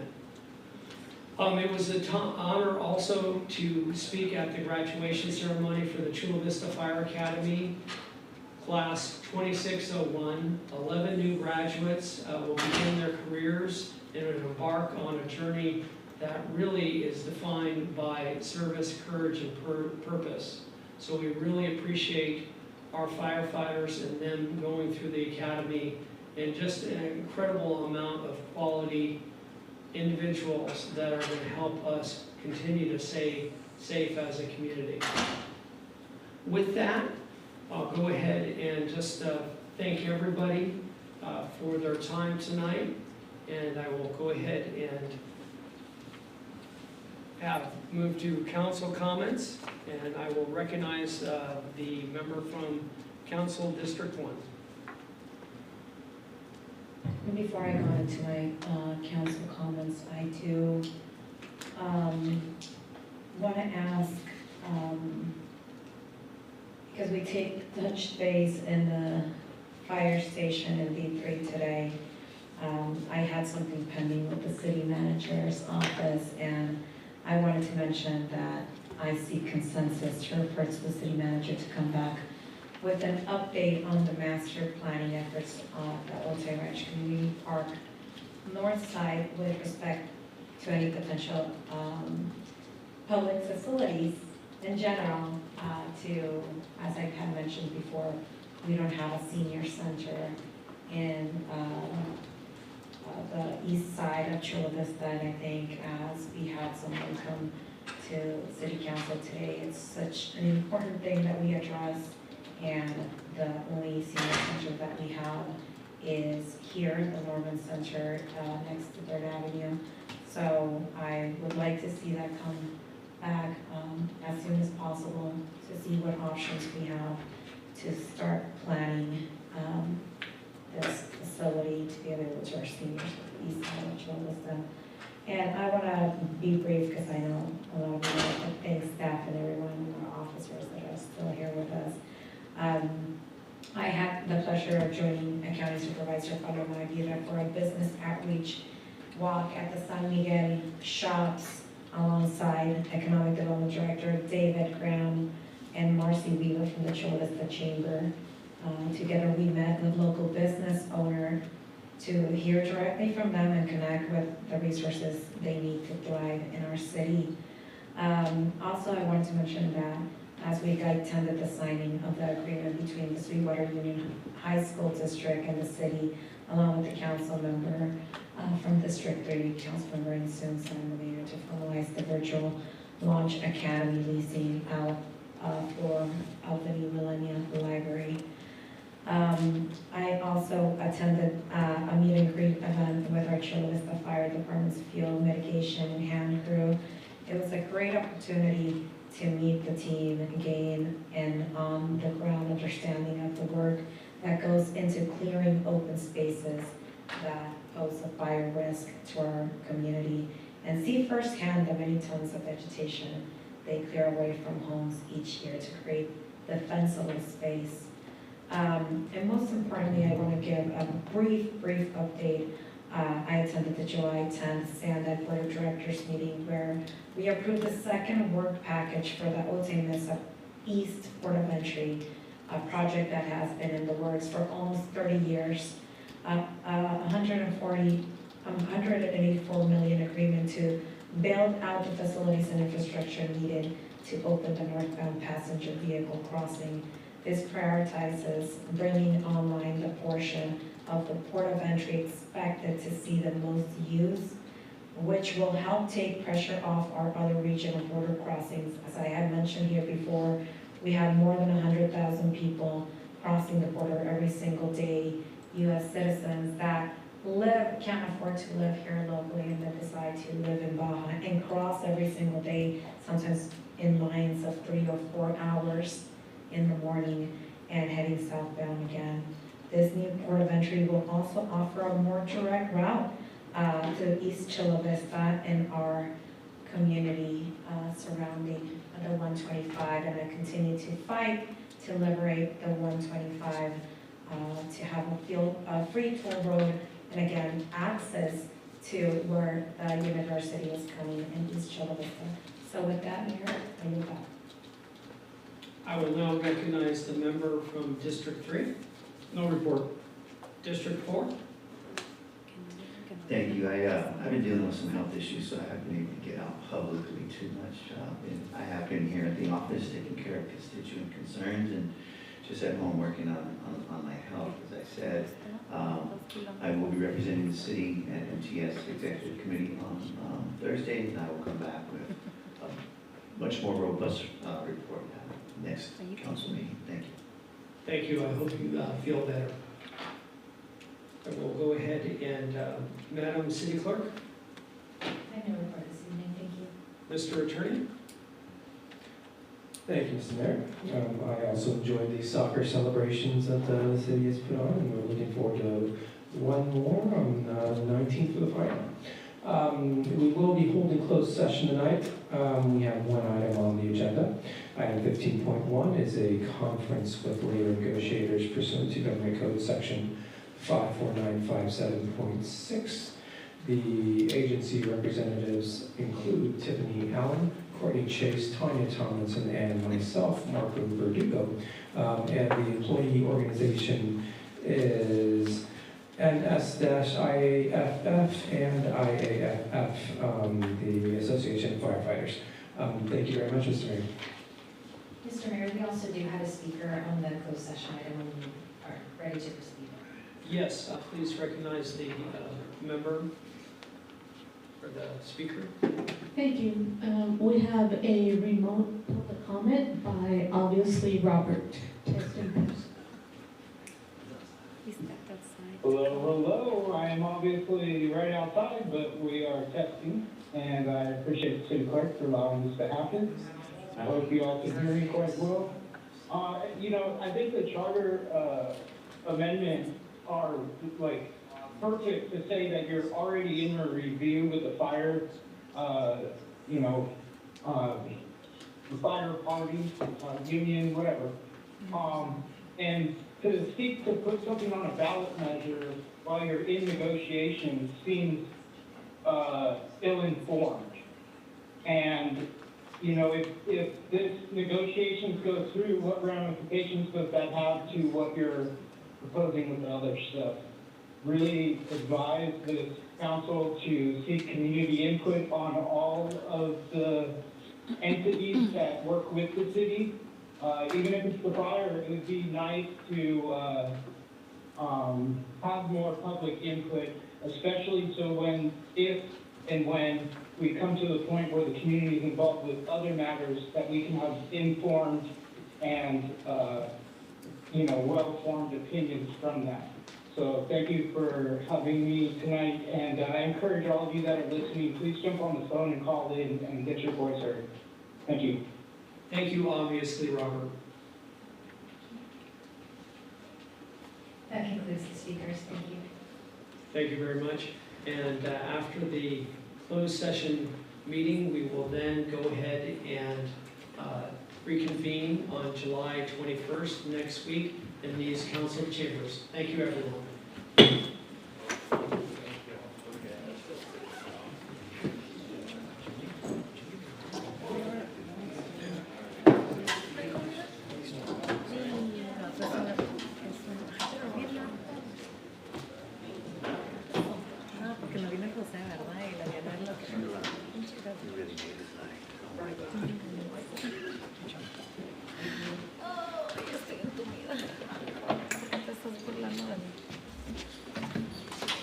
Hope you feel better, Mr. Fernandez. Thanks, yeah, appreciate that. Thanks for the help with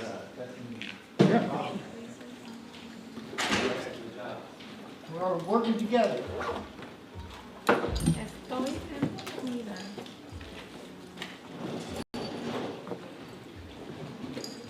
That's fine. So they fixed it within the 2 minutes. Super cute. My wife's trying to do that. It was too hot. It was too hot outside, right? Me today?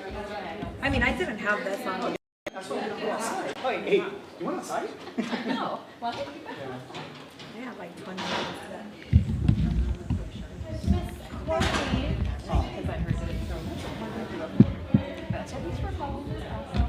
Mr. Nzunza. I was sitting there on the phone. I could hear him the whole time, but anyways. Appreciate you guys. Have a good night. Thank you so much. Were you listening the whole time? Did you notice if the call dropped? Do you remember when? Oh yeah, that's why I went up to her and told her I can still hear you guys. Oh, you and could hear the whole thing. I don't. I did tell them that when I pressed 2 for Spanish, it was in English. Oh, when you called, it asked if you wanted to hear it in Spanish. Yeah, I don't know if it's just for options, I don't know if it's for, but I know on our stream we have 2 audios, so I just assumed that it was gonna be in Spanish. No, that's good to know. I didn't know that it offered that option, so I'll have to look into that. It will not, it won't go to the Spanish feed. Good. Because that's like a different system that goes through. I don't know if there's a way to piggyback off the microphone to do it. Yeah. You know, it's just something that when I was doing it, I thought it was going to be in Spanish. Yeah. And I was like, just so you know, it's in English.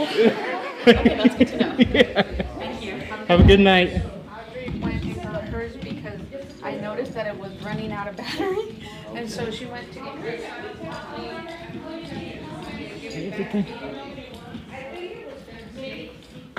Have a good night, guys.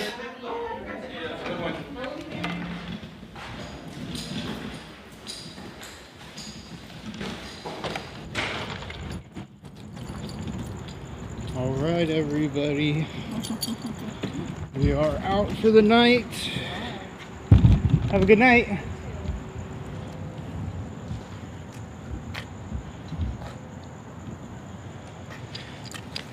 And yeah, I just want to encourage all of you to get involved. Come to the Board of Ethics meetings tomorrow. We have an important item on there.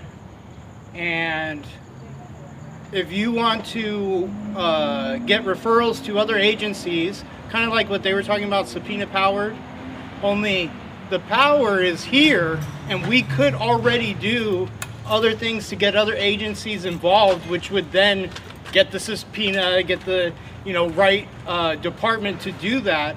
And so I think in a way we're not fulfilling what the charter or our policies ordinances already have in the writings. And so it's difficult because when I try to make a referral to another agency, I'm told there's no way to do it. And so that's what tomorrow's meeting is about, is getting referrals to other agencies. So if you can come down, support your position on the matter. I encourage you to go onto the city's website and look up the agenda and read on to the item. It's in reference to Section B, and Section B is about referring potential alleged activity that could be pursued by a different agency, not necessarily the Board of Ethics, but they could make the referral, and then that would have weight standing behind the referral from the Board of Ethics, from you or whoever, to the other agency to get some sort of mediation for these redresses of grievances. So it's up to you guys where we go next. I hope you guys enjoyed tonight's stream. We were doing a lot of back-end stuff with them. I found a couple of issues, but I think next time it'll be better for you guys. So that's what we'll continue to do, push forward, and I appreciate you guys. Have a good night.